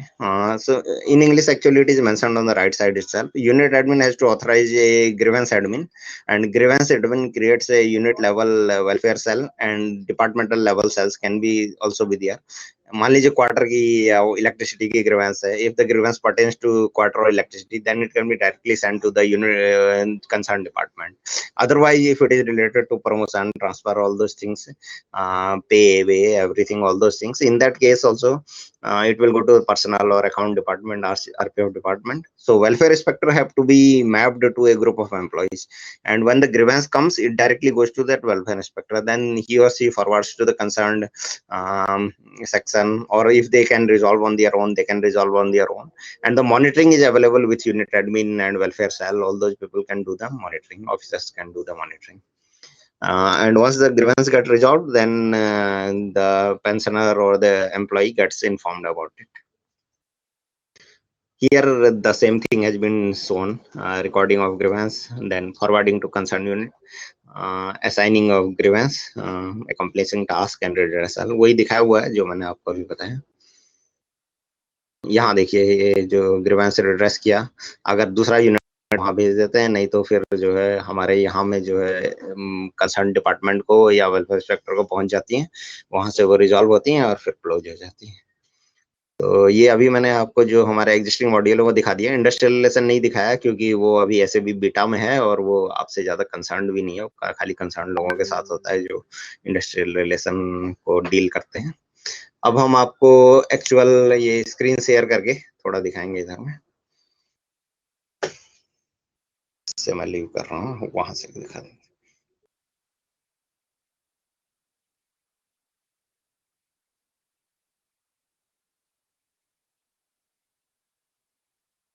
Hello, I hope I am audible.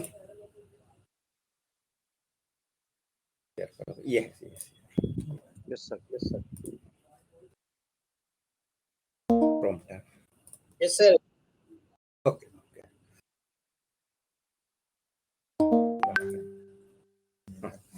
तो अभी हम आपको दिखा रहे हैं एम्प्लॉय जो हमारा मॉड्यूल है। सबसे पहले यही हमारे बेसिक मॉड्यूल थे, जैसा हमने बताया था। इसमें एम्प्लॉय की इंफॉर्मेशन होती है हमारी। तो इसमें एक एम्प्लॉय का रिज्यूम हमारे डालेंगे। लॉगआउट हो गया क्या?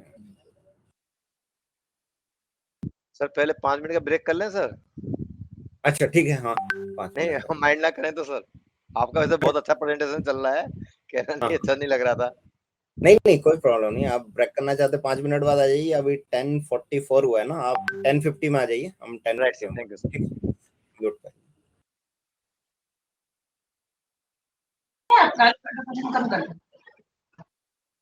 नहीं अच्छा बना तो खाएगा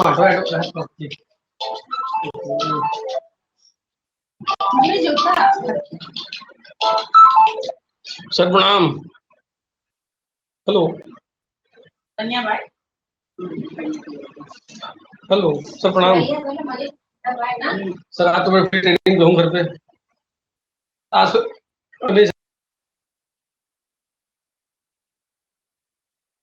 हेलो, शेयर कर हमने यही है। छोटा क्यों आ रहा है?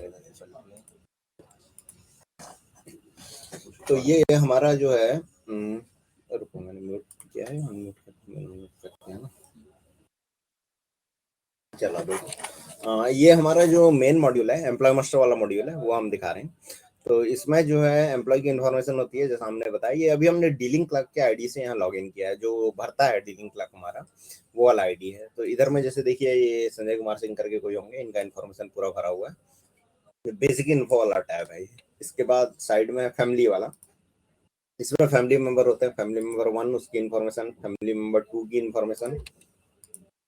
ये पर्सनल वाला टैब है। अब इस टैब में आप देखिए कि कुछ कुछ में रेड स्टार लगा होगा, ये मैंडेटरी इन्फॉर्मेशन है। These red starred items are mandatory items. These have to be filled. Other items are not mandatory. They can be filled or not be filled. So this is communication info. In this, the permanent address, mobile number, present address, all those things are there. This is the current status page. In this, the current status, that means what is the current status of the employee. अभी employee का क्या status है वो दिखता है इसमें। क्या कहाँ में posted है, क्या working office है, service status, non gazetted, gazetted, अभी substantive pay level उसकी क्या है, officiating अगर कहीं officiating post में है, ex-cadre या deputation, तो वो सारा होता है। नीचे में MSCP वाला information है, ये सारी चीजें। अब ये मेडिकल वाला टैब है। इसमें आदमी का जो है मेडिकल इन्फॉर्मेशन होती है। मेडिकल टाइप, इनिशियल या पीरियडिकल मेडिकल है, मेडिकल फिट सर्टिफिकेट की डेट, किसने इश्यू किया, क्लासिफिकेशन,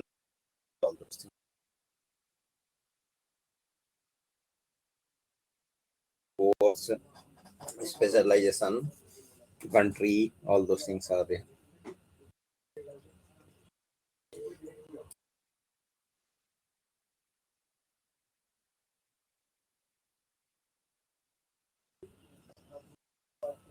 अब ये हो गया हमारा एम्प्लॉय मास्टर। अब इसके बाद हम आपको दिखा रहे हैं ESR। इसमें और कुछ दिखा दें। हाँ, इसमें जो है ये DC ये डाटा भरता है, इसके बाद VA को जाता है, उसके बाद AA को जाता है। और इसमें देखिए एम्प्लॉय का रिमार्क भी है नीचे में। जैसे तो एम्प्लॉय का रिमार्क आता है, अगर ESS से वो कोई रिमार्क करेगा तो वो रिमार्क दिखाई देता है। ये हम डीलिंग क्लर्क के आईडी से आपको दिखा रहे हैं। अब हम दिखा रहे हैं ESR जैसा हमने बताया है, एम्प्लॉय का सर्विस रिकॉर्ड होता है, सर्विस रिकॉर्ड।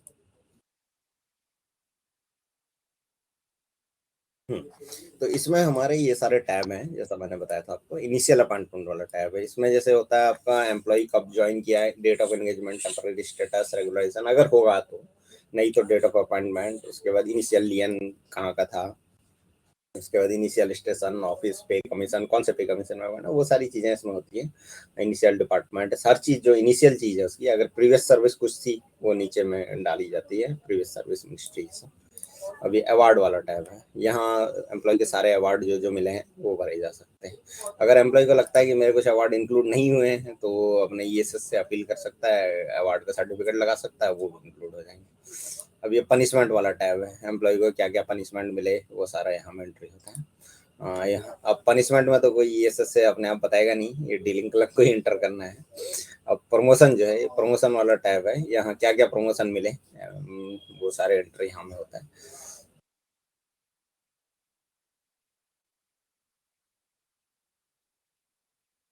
अब नॉमिनेशन वाला पेज, इधर में नॉमिनेशन जो भी एम्प्लॉय के हैं, डिफरेंट टाइप ऑफ नॉमिनेशन, यहाँ देखिए, यहाँ एक बार इसमें क्लिक करो, इधर में क्लिक करो, ग्रेचुइटी, पीएफ, जीआईएस, एनपीएस, ये सारे नॉमिनेशन की एंट्री इधर में होती है।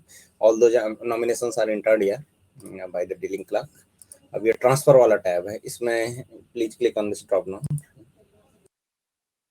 लोड नहीं हुआ। तो यहाँ ट्रांसफर किस लिए हुआ, एडमिनिस्ट्रेटिव या जो भी टाइप के ट्रांसफर है, ऑन रिक्वेस्ट, म्यूचुअल, वो सारा एक्स कैडर, वो सारा इधर में आता है। ट्रांसफर का type, inter railway, with in unit, वो सारा कब चार्ज लिया, कहाँ से कहाँ ट्रांसफर हुआ, all those things are entered here. This is history of transfer, actually this is a replica of the manual service record, so all those things are available here. अब उसके बाद training detail, employ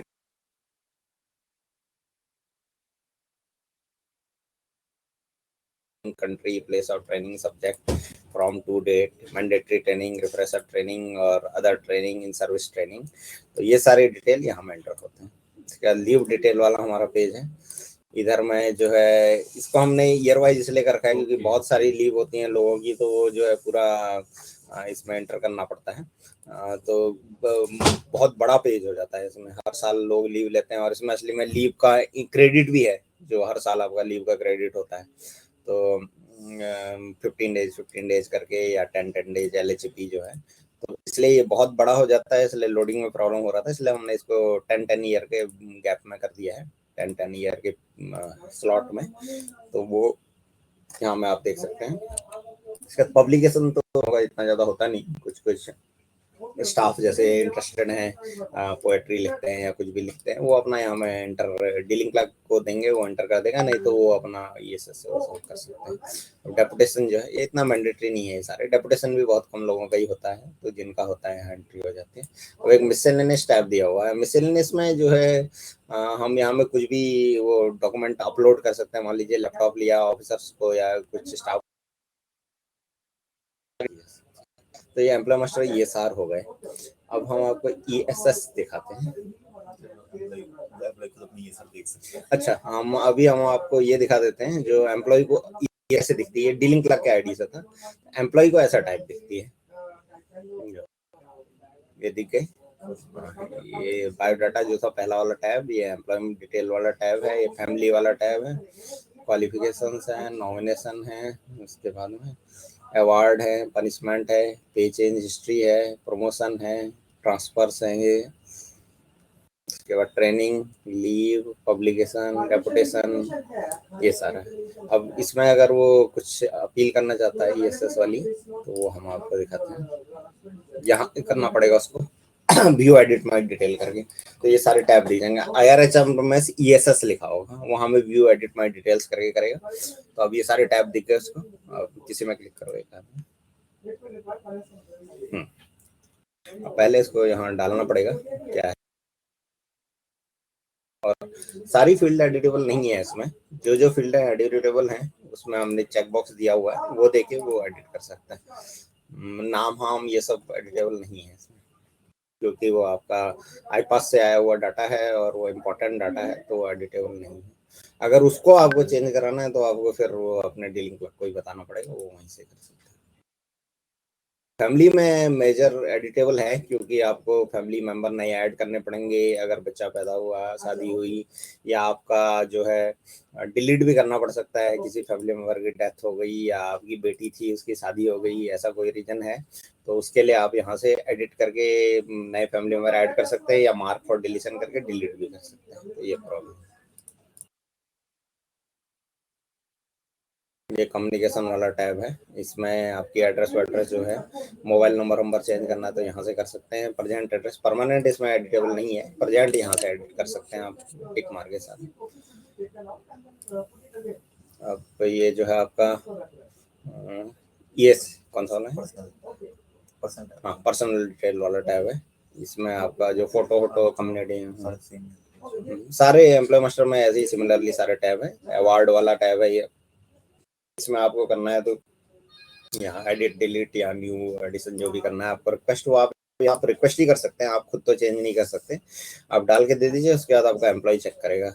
you can just request for change, you can't directly change these information, and your dealing clerk verifying and accepting authority names are shown here. Dealing clerk is Sanjay Kumar Singh. This is test data, so everyone is the same, otherwise it will not be like this, so they can change the data. Here you can see the change request summary, the requests that have been made by you during a certain period. यहाँ में आपको दिख जाएगा कि आपने जैसे 1 अक्टूबर से 21 request में इतनी सारी रिक्वेस्ट की हैं चेंज की, उसका क्या क्या स्टेटस है रिक्वेस्ट का। Excuse sir, excuse sir, hello,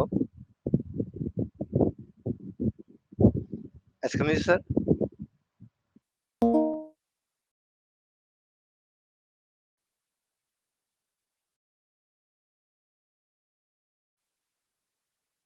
कहना था कि वो स्क्रीन जो है ना, हाँ अब आई सर, चेंज हुई। Yes sir, yes sir.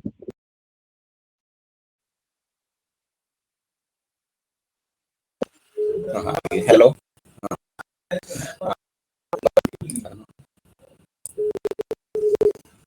तो डेट डालेंगे जिससे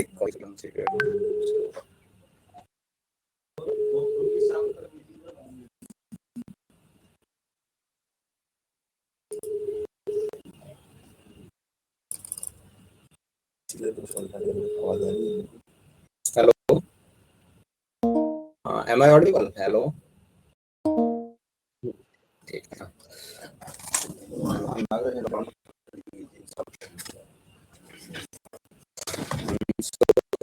हमको सारी ये तो टेस्ट था, तो इसमें बहुत सारी सर्विस रिक्वेस्ट आपको दिख रही है। हमने टेस्टिंग पर देखी थी, तो हमको दिखता है कहाँ की रिक्वेस्ट और कहाँ पेंडिंग है, जो बीआरडी नीचे में कहाँ है वेरिफिकेशन अथॉरिटी। हेलो हेलो, अच्छा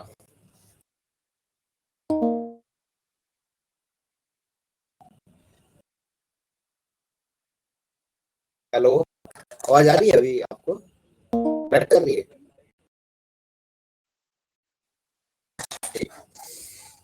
दोबारा जाओ, ये वाला ना, तो ये हमने आपको दिखाया अभी ये सच जो है चेंज रिक्वेस्ट वाला। तो इसके बाद हम आपको दिखाते हैं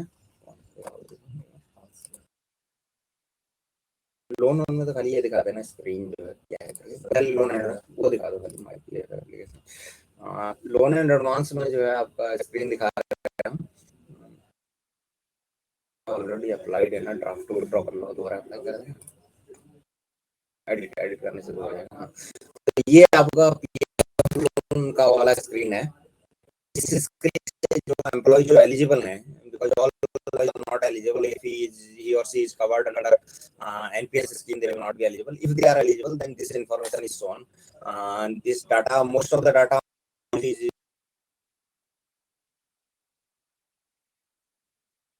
से ले लेते हैं। ये लास्ट पीएफ लोन जो डिटेल है ये आई पास से आता है नीचे। After that, here we fill the withdrawal region. We have to select the region. Based on that, the educational the eligibility is calculated. कितनी eligibility है वो यहाँ में आ जाती है, उसका कैलकुलेशन भी यहाँ में हमने दिखा रखा है। और अगर आप दूसरा रीजन सेलेक्ट करेंगे तो एलिजिबिलिटी चेंज हो जाएगी, और बैलेंस पे भी डिपेंड करता है आपके पास में क्या बैलेंस है। उसके बाद यहाँ में आप अप्लाई करेंगे, अमाउंट रिमार्क लिखेंगे, डॉक्यूमेंट अपलोड करेंगे। अगर हाउस बिल्डिंग के लिए है तो एडिशनल डॉक्यूमेंट जो भी चाहिए यहाँ डालेंगे आप। अगर आपको एजुकेशन के लिए चाहिए चिल्ड्रन के तो यहाँ डालेंगे, अगर एलिंग फैमिली मेंबर के लिए चाहिए तो यहाँ डालेंगे। So this is our form for PF loan. Here we have to select the region. Based on the region, the eligibility is calculated. Based on this and based on the outstanding balance and all those things, then they enter the amount here, whatever they want. And if it is more than eligibility, then we show here that the amount is more than eligibility. Otherwise, they can enter the amount and they can enter the dependent name, documents. If advance is sought for house building, then additional information has to be given here. Otherwise, if it is for education of children, then information is filled here. And if it is required for treatment of ailing family, information is given here. So after that, they submit, and as I told you before, this for employees only this much is relevant. They submit this, and there is also click PF loan. My PF application इसमें load history करने से यहाँ में इस वो भी दिख जाता है आपकी पुरानी एप्लीकेशन का जो स्टेटस है, यहाँ में करंट स्टेटस दिखता है, किसके पास पेंडिंग है, वो सारा यहाँ में आपको नजर आ जाता है, जो भी आपकी पुरानी information. This is test server, so lot of applications are available here. तो यहाँ में you can see all the status of your earlier applications. WD is withdrawal, description is given about that information. Also you can see the application here in PDF format. So this अच्छा अच्छा ठीक है, एक minute. Okay okay. Hello, हाँ hello, हाँ सिंह साहब, आवाज ठीक है कुछ? हाँ, ये पीएफ एप्लीकेशन का मैं एक बार और बोल देता हूँ इसको. हाँ, तो पीएफ एप्लीकेशन का एक बार फॉर्म आप नहीं, उसी को एडिट करना पड़ेगा, तुम हिस्ट्री कर. ये पीएफ एप्लीकेशन का हम दिखा रहे थे. तो ये जो ऑलरेडी इसके पास इसने सबमिट की थी, इसलिए हमने उसको विड्रॉ कर दिया है. वहां से ये फॉर्म दिखता है आपका. अब इसमें नीचे जाते हैं तो यहाँ में लास्ट पीएफ लोन का डिटेल आ जाता है, पीएफ बैलेंस भी आ जाता है, ये अकाउंट से आता है. So all these details come from account, and the employee can then will select the withdrawal region from here. Then maximum eligibility is shown based on the balance available in accounts and based on the calculations, because calculations are different. In some cases you can withdraw up to 75%, in some 100%. So all those things, based on that the eligibility is shown. तो यहाँ eligibility दिख जाती है. फिर apply कितना amount के लिए कर रहे हैं वो यहाँ एंटर करना है. इंस्टॉलमेंट यहाँ में कैलकुलेट होता है, यहाँ डिपेंडेंट का नेम डाल के, डॉक्यूमेंट डाल के वो सबमिट करता है. अगर हाउस बिल्डिंग के लिए अप्लाई कर रहा है, the employee is applying for house building, they have to enter some additional data which has to be entered here, and plan also has to be attached here. If it is required for education, then it has to be entered here. If it is required for treatment of family member, then entry has to be done here. So, and then they can submit the application. This much is relevant for the employee, and also the details of the previous loan applications are visible here, whether it has been withdrawn or pending with whom, all those things are available here. After that we are going to show it to you. एक बार वो pension वाला दिखा दो, settlement. इसमें pension booklet होगी, इसने बहुत सारे बना दिए.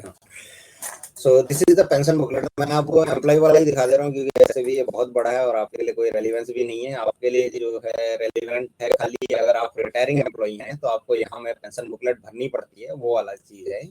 तो पेंशन बुकलेट करके मेनू आता है. यहाँ में आपको बहुत सारे दिख रहे होंगे, टेस्ट है और जो अंडर डेवलपमेंट है वो सारी चीजें इधर में दिखती हैं, वो नहीं दिखती. वैसे एम्प्लॉय को तो बहुत लिमिटेड दिखेगा इसमें. तो यहाँ में एम्प्लॉय को डिटेल आ जाते हैं सारे जो है पेंशन बुकलेट के. तो इसमें भरेगा जो जो चीजें हैं, जैसे ऊपर जाओ थोड़ा सा. Retiring employee will fill all those details. Many of the details which are gray, they come automatically from HRMS, and other things they can enter. Signature, thumb impression, that can be entered. PAN number, this will come automatically. The cut mark, all those identification marks, phone number, fixed medical allowance required or not, address, present address, after retirement address, all those things are entered. And this is required for related employees. This thumb impression, all those things, that can be captured using the fingerprint scanner, and witness details are to be entered here. And then there's some other information, official information is entered here. Then pay related information is entered here.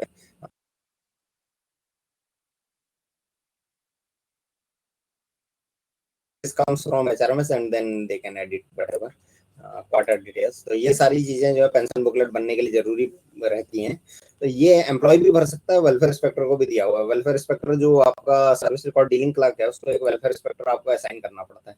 तो ये सारी चीजें भर देगा वो employ और welfare inspector, और submit करेगा एम्प्लॉय ही।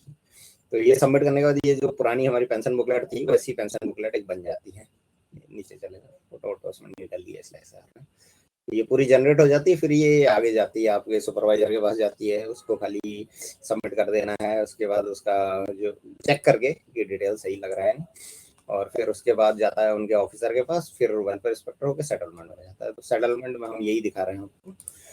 अब उसके बाद में हमारा कौन सा पीएफ हो गया, हाँ ग्रीवेंस वाले में ये नहीं, ग्रीवेंस वाले में एम्प्लॉय का वो दिखाना पड़ेगा अगर हुआ तो, ग्रीवेंस सबमिट करने का। रजिस्टर ग्रीवेंस नहीं ऊपर होगा, रजिस्टर ग्रीवेंस नहीं।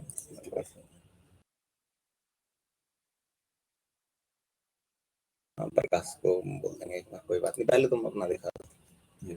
हाँ ये है ना ग्रीवेंस रजिस्ट्रेशन। तो इसमें आप जो है आपका एचआरएमएस आईडी दिख गया, एम्प्लॉय का नेम दिख गया। मैं एम्प्लॉय के पर्सपेक्टिव से आपको दिखा रहा हूँ। जो ग्रीवेंस करेगा वहाँ जाके उसको रजिस्टर ग्रीवेंस करके है, वहाँ में जाके ये किस टाइप की ग्रीवेंस है वो यहाँ से सेलेक्ट करेगा। अगर इनके अलावा कोई और ग्रीवेंस है तो आप उसमें डायरेक्टली अदर्स सेलेक्ट कर लीजिए। लास्ट में अदर्स है, वाटर की, इलेक्ट्रिसिटी का, ऐसा कुछ है तो सेलेक्ट कर लीजिए।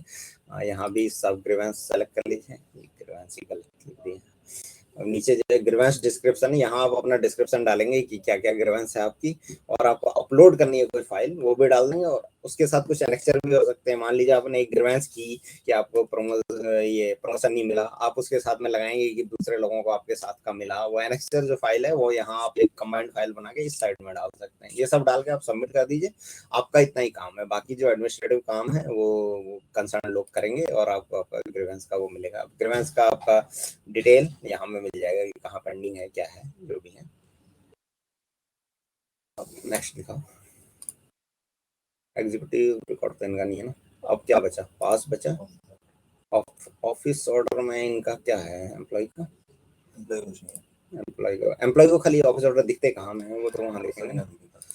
ये तो मतलब डीलिंग क्लर्क वो सबको डील करना है। आप लोगों को आपके ऑफिस ऑर्डर यहाँ माई ऑफिस ऑर्डर करके IRHR में ESS में दिख जाते हैं। आप डेट डालिए, किस डेट से किस डेट के बीच के ऑफिस ऑर्डर हैं, तो आपको यहाँ में दिख जाएंगे। आपके जो भी है यहाँ व्यू PDF करेंगे तो एक बार खोल दो यहाँ तो, लेकिन ऑर्डर कुछ भी अपलोड होगा गलत ये निकलेगा।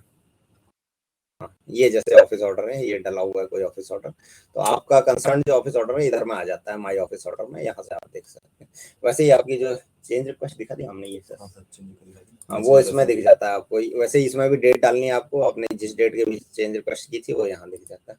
अब खाली पास दिखा दो, और FR वाला प्रकाश को मैंने बोला है उसको एक बार कनेक्ट कर लेंगे, उसका स्काइप शेयर कर लेंगे ना। पास खोल दो, पास Gmeet में कर लेंगे। पास करो।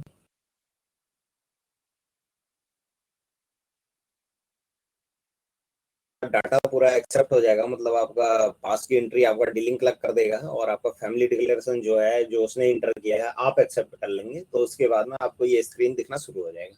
यहाँ आप देख भी सकते हैं, यहाँ स्टेटस दिखता है आपका फैमिली डिक्लेरेशन। आप यहाँ क्लिक करें तो it's pending with pass clerk दिख रहा है तुम्हें।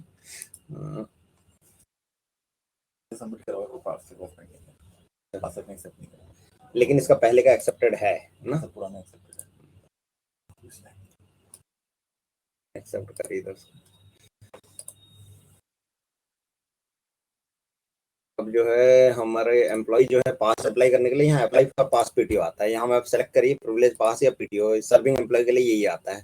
तो अब यहाँ में आप देखिए, यहाँ इंटाइटलमेंट नॉन गजेटेड एम्प्लॉय होगा तो उसके लिए फुल सेट 3-6 आ रहा है। इसमें क्या गजेटेड बन गया शायद, तो हाँ नेक्स्ट ईयर में प्रमोशन हो गए 2022 में गजेटेड बन गए, तो वहाँ में 6 बार आ रहा है। अब इसमें से अगर कोई मैनुअली अवेल्ड है, DAR है या LTC है, तो पास क्लर्क को यहाँ में एंट्री करनी पड़ती है। उसके लिए अलग मेनू आता है, ये वाला नहीं। ये तो एम्प्लॉय की साइड से हम दिखा रहे हैं। तो वो इंटर अगर कर देगा, यहाँ में मान लीजिए उसने फुल सेट 1 इंटर कर दिया तो यहाँ 2 ही दिखेंगे, वैसे करके होता है। अब इसमें जो है ये वाले 2021 वाले पास, हाँ ये सारे इसके जो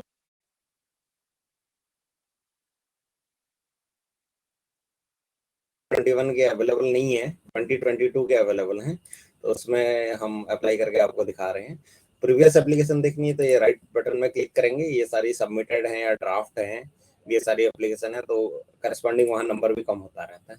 अब भरने के लिए ये सारी इन्फॉर्मेशन जो ऊपर में है, this information is being automatically fetched from the system and after that if they want to copy the details from previous pass they can click here and select the pass, those details will be copied if you have already issued। अगर आपने पहले कोई पास लिया है, आप same पास दोबारा लेना चाहते हैं, सेम ही स्टेशन सब डाल के, तो आप उसमें copy journey detail from last पास कर देंगे, वहाँ ड्रॉप डाउन आएगा, वहां से भर दीजिए।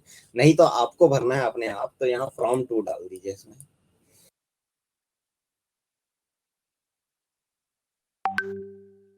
यहाँ हमने अब फ्रॉम टू डाल दिया।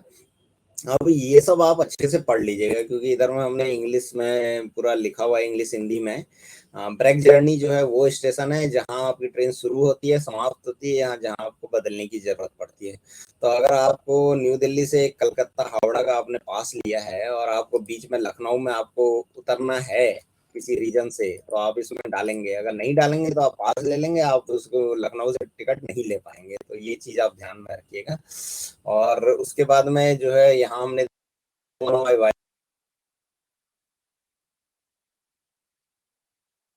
आरपीएस की सर्विस लेते हैं, तो उससे हम ऑटोमेटिकली कैलकुलेट करते हैं नई दिल्ली से कहाँ कहाँ से ट्रेन जाएगी करके। लेकिन अगर आपको पता है कि कहाँ से जाएगी तो आप इसमें टिक मार के वो भर सकते हैं अपने आप। और उसके बाद अगर आपको वाया स्टेशन ऐड करने हैं तो आप यहाँ से कर सकते हैं। वाया स्टेशन कोई भी आपको, वाया स्टेशन वो स्टेशन है जहाँ से ट्रेन गुजरती है, लेकिन वहां में टिकट बुक नहीं होगा। आप अगर लखनऊ वाया डाल दें और न्यू दिल्ली से कलकत्ता का पास ले लें, तो आप लखनऊ से पास नहीं ले पाएंगे, लखनऊ में उतर या चढ़ नहीं पाएंगे। लखनऊ से आपकी ट्रेन गुजरनी पड़ेगी। अगर आप कोई और ट्रेन ले रहे हैं जो लखनऊ से नहीं गुजर रही है, तो आपका टिकट बुक नहीं हो पाएगा। इसलिए आप वाया ना डालें अगर ऐसा कोई रीजन है तो। और आप एक और कोशिश करिएगा टिकट लेने टाइम कि आप थोड़ा लंबा पास लें, तो आपके लिए सही होगा। या फिर आप डायरेक्ट पास ले लें कि यहाँ से यहाँ जाना है, तो आपको कहीं उतरना नहीं है रास्ते में, तो आप वहां से फ्रॉम टू में वो डाल के डायरेक्ट पास ले लें, तो आपका कुछ वो चेक नहीं होगा। नहीं तो हम इसमें चेक करते हैं कि आपको यहाँ में 1 किलोमीटर दिख रहा होगा, इतना किलोमीटर है करके, यहाँ डायरेक्ट डिस्टेंस ये दिख रहा होगा ना।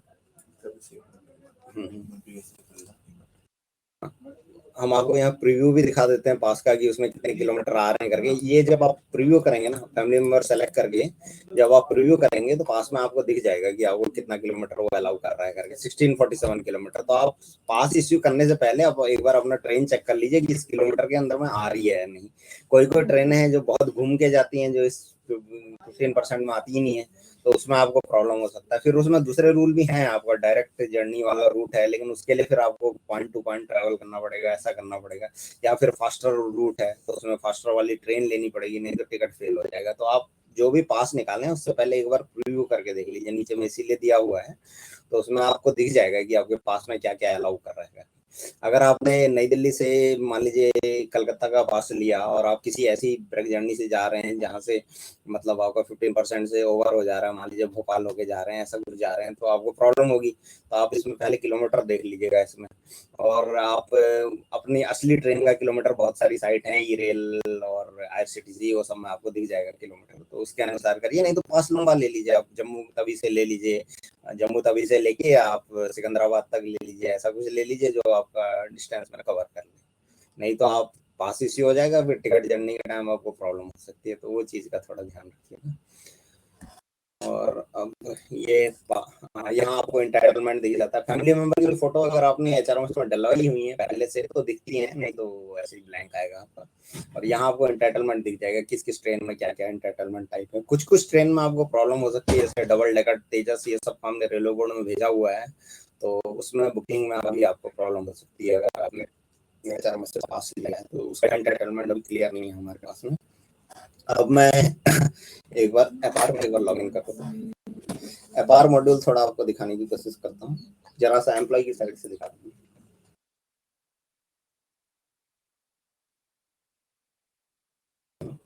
Just for 10 minutes we need your assistance. Can we connect you on Google Sheet, Google Drive?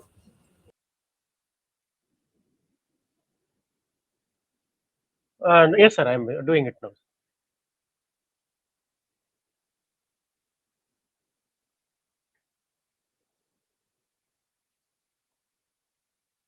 Hello, हाँ हम आपको एपार का स्क्रीन ही दिखा रहे हैं बस।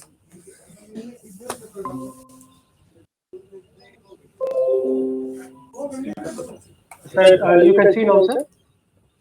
हाँ yes Prakash, Prakash now I will speak. हाँ you just log in. Okay, नहीं छोड़ो रहना। This is APAR cell, sir. No, no, no, Prakash, only show from employees full screen. Yeah, DC. Okay. DC will log in and enter. No, no, Prakash, hello. Prakash, yes, sir. just show from employees ID. We want to see only that APAR forms. नहीं, reporting officer or employees ID only want to see. Yes, sir. Sir, but after DC enters only we can show. Okay. तो एपार में जैसा मैंने बताया था आपको, पहले जो डीलिंग क्लर्क है उसको पर्सनल डाटा एम्प्लॉय का वो वेरीफाई करना पड़ता है। तो वो जो है फॉर्म हमारा जो है ऑटोमेटिकली भर जाता है ये एचआरएमएस के डाटा से। ये एपार पर्सनल डाटा करके एक फॉर्म आता है।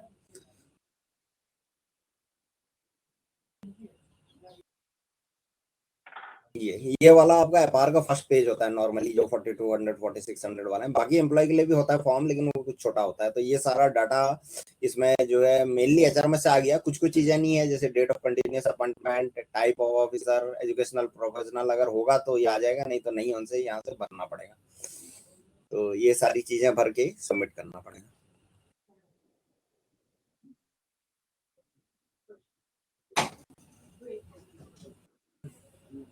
ये कर रहा है हमारा जो डीलिंग क्लर्क होता है आपका पर्सनल डिपार्टमेंट का, अकाउंट का या आरपीएफ का। ये सबमिट हो गया। अब ये जो एप आ रहा है ये सेल्फ अप्रेजल के लिए एम्प्लॉय।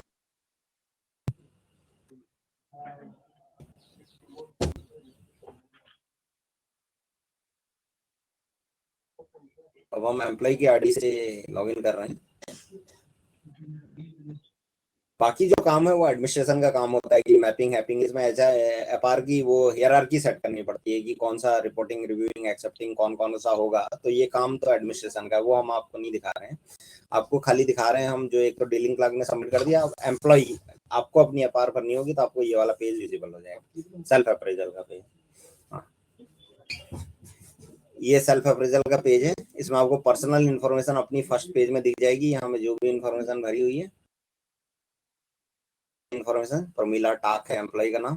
तो ये सारी इन्फॉर्मेशन जो डीलिंग क्लर्क ने भरी थी ये आ गई। अब नेक्स्ट टैब जो इसके साइड में है सेल्फ असेसमेंट वाला, ये आप खोलेंगे, यहाँ में आप भरेंगे ब्रीफ डिस्क्रिप्शन ऑफ ड्यूटी जो भी है। अभी तो हम वही भर दे रहे हैं, आपको भरना पड़ेगा आपकी क्या क्या ड्यूटी आपकी है। वर्क डन फ्रॉम डेट भर देंगे। एनी स्पेशल अचीवमेंट अगर आपने किया है, आपको लग रहा है कि आपने आउटस्टैंडिंग काम किया है, तो इधर में आप भरेंगे। प्रॉपर्टी रिटर्न सबमिट किया है यानी रिटर्न रिमार्क जो भी है, ये सब करके आप इसमें सबमिट कर रहे हैं।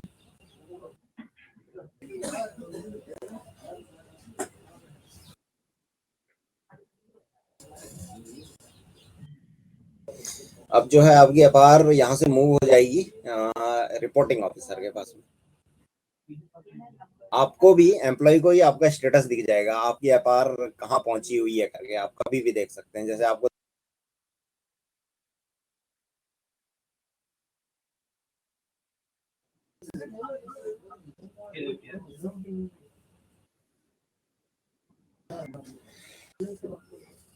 अब जो है हम रिपोर्टिंग ऑफिसर के आईडी से लॉगिन कर रहे हैं।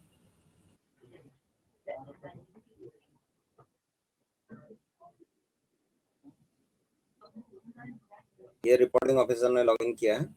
रोल चेंज करना पड़ेगा उसको एक बार, क्योंकि एम्प्लॉय के आईडी से नहीं दिखेगा, बाकी किसी में भी दिख जाएगा। तो यहाँ आपका एक मेनू होगा, यहाँ आपको दुनिया भर के दिख रहे हैं, वहां नहीं दिखता आपको, वहां असेसमेंट करके आपको दिख जाएगा, उसमें क्लिक कर दीजिए। यहाँ जैसे आपको दिख रहा है, देखिए ऊपर में फिगर दिख रहा है, रिपोर्टिंग ऑफिसर लेवल का आपका पास एक एफआईआर आया हुआ। अगर रिव्यूइंग भी होता तो ये साइड में आ जाता जितने भी हैं। अब यहाँ दिख रहा है आपको, उसमें क्लिक कर दीजिए एचआरएमएस आईडी पे। Click on the HRMS ID, the FIR will open. FIR open हो जाएगी। अब पर्सनल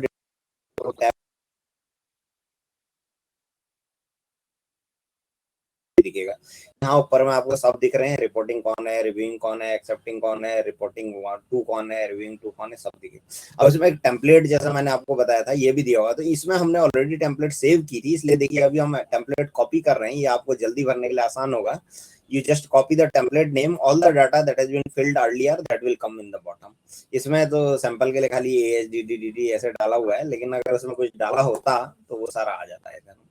ये रिपोर्टिंग को ही दिया हुआ है क्योंकि उनको ज्यादा है। अब ये देखिए जो मैंने बोला था predictive text, this is the predictive text. You just type some word, A is there in this word, so it is coming. Does reporting officer agree? Yes, he agrees. Yes, he does not agree. All those things, whatever is there, that will come. After coming also you can edit this. यहाँ से आप edit कर सकते हैं। ये microphone है, इससे आप इंग्लिश या हिंदी में बोल के यहाँ से लैंग्वेज सेलेक्ट करके जो बोलेंगे वो टाइप कर देगा इधर में, अगर आपको इसकी ज्यादा हैबिट है। वैसे बहुत लोग इसको यूज नहीं करते, टेम्पलेट ज्यादा लोग यूज करते हैं, तो ये टेम्पलेट से आप भर सकते हैं। फिर नीचे में देखिए आप बटन सेव एज टेम्पलेट है ना, जो आप सेव एज टेम्पलेट सेव कर देंगे वो आपकी ही टेम्पलेट आपको ही दिखेगी, ऐसा नहीं किसी की भी दिखेगी। You will only get those templates which you have saved. So you can save those template, and if you have partially filled an FR, you can save as draft, otherwise you can submit.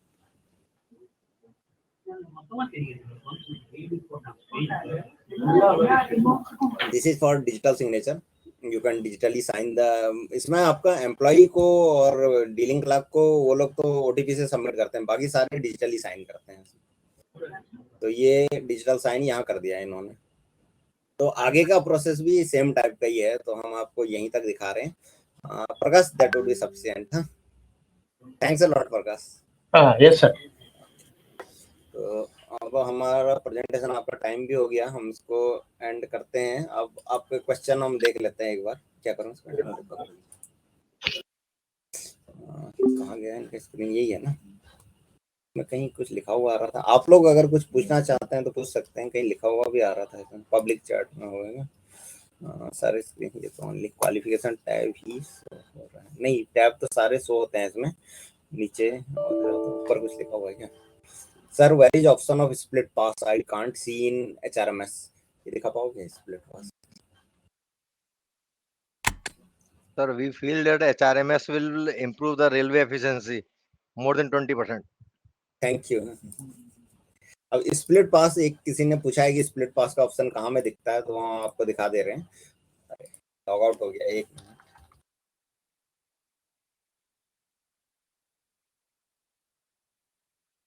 ये OTP, ये captcha अभी आपको नहीं दिख रहा होगा, ये feature में आएगा। अभी आप लोगों को नहीं दिख रहा होगा, टेस्ट वाली साइट पर हम दिखा रहे हैं।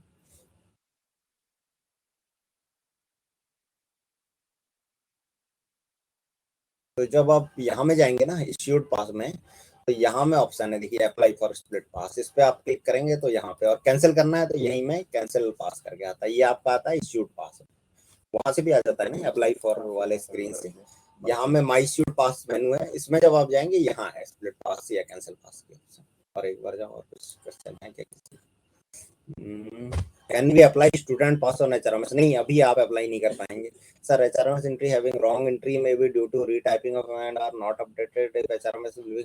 नहीं, आईपास से हमारा कनेक्टेड है, लेकिन अभी उसमें कुछ इश्यूज हैं। आईपास में जो है हमारे अलग डेजिग्नेशन है, HRMS में अलग डेजिग्नेशन है, तो और पे भी उनका अलग फॉर्मेट है। हमारा सब्सटेंटिव MSCP ऑफिसटिंग करके है ना, इसलिए अभी हम उसको नहीं कर पाए हैं। फ्यूचर में वो होगा। Sir can we apply student pass? अभी नहीं कर पाएंगे, लेकिन फ्यूचर में।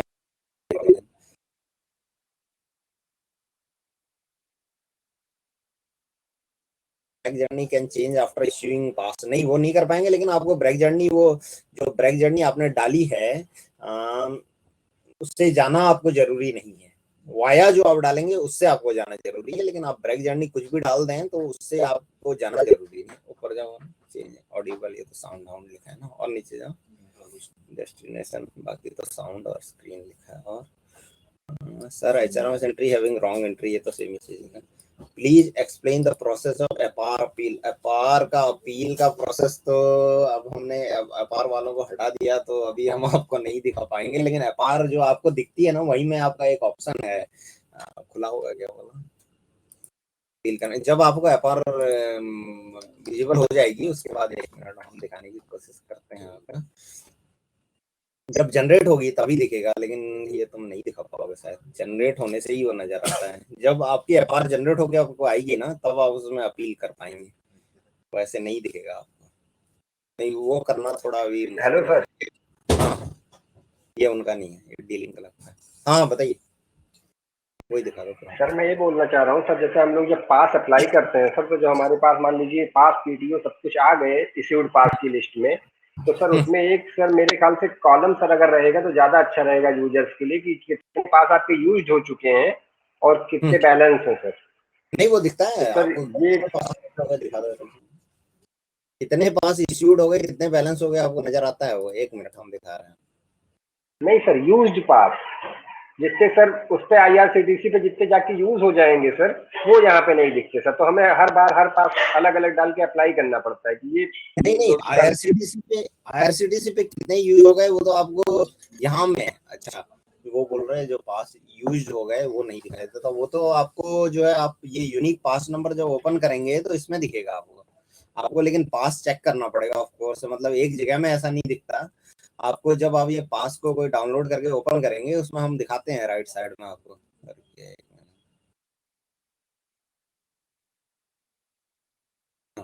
यहाँ में जो है आपको दिखता है कि कैंसल्ड पास है, इश्यूड पास है, और उस पास पे जो है अगर कोई टिकट ट्रैवल की वो भी यहाँ में दिखता है। प्रॉब्लम ये है ना, क्योंकि एक ही पास आप 2-3 बार यूज कर सकते हैं, इसलिए वो इश्यू है, उसको दिखाना थोड़ा डिफिकल्ट है। आप उसको इश्यू करते हैं, फिर वो पास पे टिकट कर लेते हैं, फिर टिकट कैंसिल करते हैं, फिर दोबारा बुक करते हैं, वैसी प्रोविजन है ना, इसलिए इसमें दिखाना थोड़ा मुश्किल है। लेकिन आप इधर में पास नंबर क्लिक करेंगे तो आपको उसमें दिख जाएगा कि आपका पास अलाइव है या नहीं करके। जब आप डाउनलोड करेंगे कोई भी पास, कोई इसमें यूज वाला पास है क्या, पता चलेगा इसमें किसी में आ नहीं रहा। वो आप पास डाउनलोड करके देखिएगा, जो आपको पुराना ट्रैवल्ड पास है तो उसमें आ जाता है कि यूज है, जर्नी डिटेल आ जाते हैं, अगर आपने टिकट कैंसिल की है वो भी आ जाता है, वो एंट्री हो जाती है जैसे आप पहले पेपर पास में सर करते थैंक थे। You sir. जी सर इसमें है सर, मैंने अभी देख लिया सर, ये जानकारी नहीं थी। हाँ अच्छा ठीक, और मेन स्क्रीन में चलेगा। ठीक है, तो हमारा अभी कुछ और मीटिंग है, तो अब जेपी सिंह सर हम एंड करना चाहेंगे, अगर किसी को पूछना है कुछ तो पूछ लीजिए जल्दी। हाँ सर नमस्कार, मैं पूछना चाहता हूँ। हेलो, हाँ मैं पूछना चाहता हूँ सर। आपकी आवाज बहुत हल्की आ रही है राहुल कुमार जी, थोड़ा जोर से बोलिए। हाँ अब आ रही है सर? थोड़ा जोर से बोलिए, बोलिए एक बार। सर ये है कि एक अपील दी थी एपीआर के अगेंस्ट। क्या क्या अपील किया था एपीआर पे। हाँ, तो उस पर कोई एक्शन नहीं हुआ अभी, 2-3 महीने से ज़्यादा टाइम हो गया कुछ भी, तो कोई टाइम लिमिट आपका नहीं है क्या उस आपका एचआरएमएस आईडी दे पाएंगे? पर? जी जी जी। आप एक काम करिए, अपना एचआरएमएस आईडी और मोबाइल नंबर यहाँ में चैट में लिख दीजिए, हम उसका चेक कर देंगे। आप मोबाइल नंबर भी लिख दीजिए, हम बता देंगे। ठीक है सर। नहीं तो लिख दीजिए, कोई उसमें वैसा कुछ। जी जी जी, चैट में थोड़ा जल्दी लिख दीजिए, हम कॉपी कर लेंगे इसको, आपको हम मोबाइल में इन्फॉर्म कर देंगे क्या होगा। ठीक है। Please explain via and break journey again. हाँ, उसमें ऐसा है ना, आप ब्रेक जर्नी वो जर्नी है जहां से आप ट्रेन चेंज करना चाहते हैं। मान लीजिए आपको जम्मू तवी से जाना है कलकत्ता, तो आप दिल्ली में चेंज करना चाहेंगे, तो ब्रेक जर्नी में वो स्टेशन डालिए जहां आप ट्रेन चेंज करना, वाया डालिए आ रहे हैं जहाँ से नॉर्मली नहीं जाते वो, लेकिन हम बाया और ब्रेक लेके 15% कैलकुलेट करते हैं, और आप जो है उसको पास का एक प्रीव्यू लेके एक बार किलोमीटर कितने दिखा रहा है वो चेक कर लीजिए, ई रेल पे या किसी पे जिस साइड पे किलोमीटर दिखते हैं ना एक्चुअल आपकी ट्रेन के, तो उस पर एक बार चेक कर लीजिए कि इस किलोमीटर के अंदर आपका आ जा रहा है, तो आपको बुकिंग की कोई प्रॉब्लम नहीं होगी, या फिर आपको लंबा पास लेना पड़ेगा। How many time we can cancel the ticket on PTO and pass? PTO में आप कैंसिल नहीं कर सकते, पास में आप कैंसिल कर पाएंगे, 2 बार आप कैंसिल कर पाएंगे, 3 बार बुकिंग कर पाएंगे। आपने एक बार टिकट किया, उसको कैंसिल कर दिया, फिर उसके बाद एक बार और कैंसिल किया, मतलब 3 बार, एक बार ओरिजिनल, एक बार कैंसिल किया, फिर एक बार बुकिंग किया, फिर एक बार और कैंसिल किया, एक बार बुकिंग किया, मतलब 3 बार बुकिंग कर सकते हैं आप। अगर आप पहला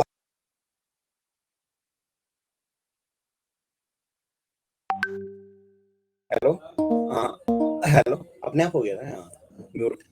अच्छा, ये कैंसिल वाला जो है ना, आप 2 बार कैंसिल कर सकते हैं, 3 बार बुक कर सकते हैं पास, वीडियो पे आप नहीं कर पाएंगे। हाँ हाँ हाँ हाँ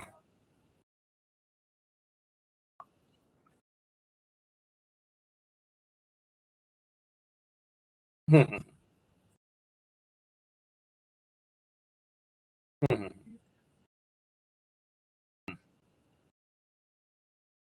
हम्म,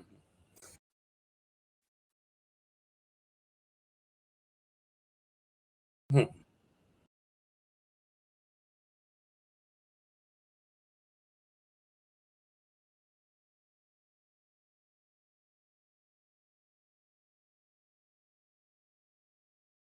हम्म,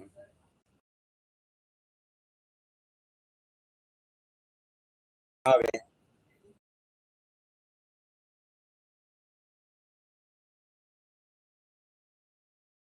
ओके, ठीक है। हाँ, सिंह सर, मैं इनके एक दो क्वेश्चन और हैं, मैं उनको खाली जवाब दे देता हूँ जो इन्होंने नहीं दिए हैं। हाँ, 15% जो आप बोल रहे हैं वो डायरेक्ट जर्नी प्लस 15% अलाउड होता है, डायरेक्ट शॉर्टेस्ट रूट। वो हम चेक करते हैं आरबीएस से कि इस स्टेशन से इस स्टेशन के बीच शॉर्टेस्ट रूट क्या है, उस पर 15% हम अलाउ करते हैं। नेक्स्ट जो है, there is a blue tick named I know my break journey, what does that mean? वो अगर आप ब्रेक जर्नी का ऑर्डर डाल जानते हैं, मतलब आपको जम्मू तवी से दिल्ली होके, लखनऊ होके कलकत्ता जाना है, तो आप डाल सकते हैं। नहीं डालना है आपकी मर्जी है, वो आप उसको ना भी डालें तब भी चलेगा। तो यही है। जैसा सर बोल रहे हैं, आपका नेक्स्ट सेशन है, तो we would be taking your leave. Thank you JP Singh sir. और जो आपने डाला है राहुल कुमार जी, हम आपको कांटेक्ट करके बता देंगे आपका क्या हुआ है। ठीक है, चलिए, धन्यवाद। नेक्स्ट वो बता रहे हैं कि बता देंगे। Thank you sir.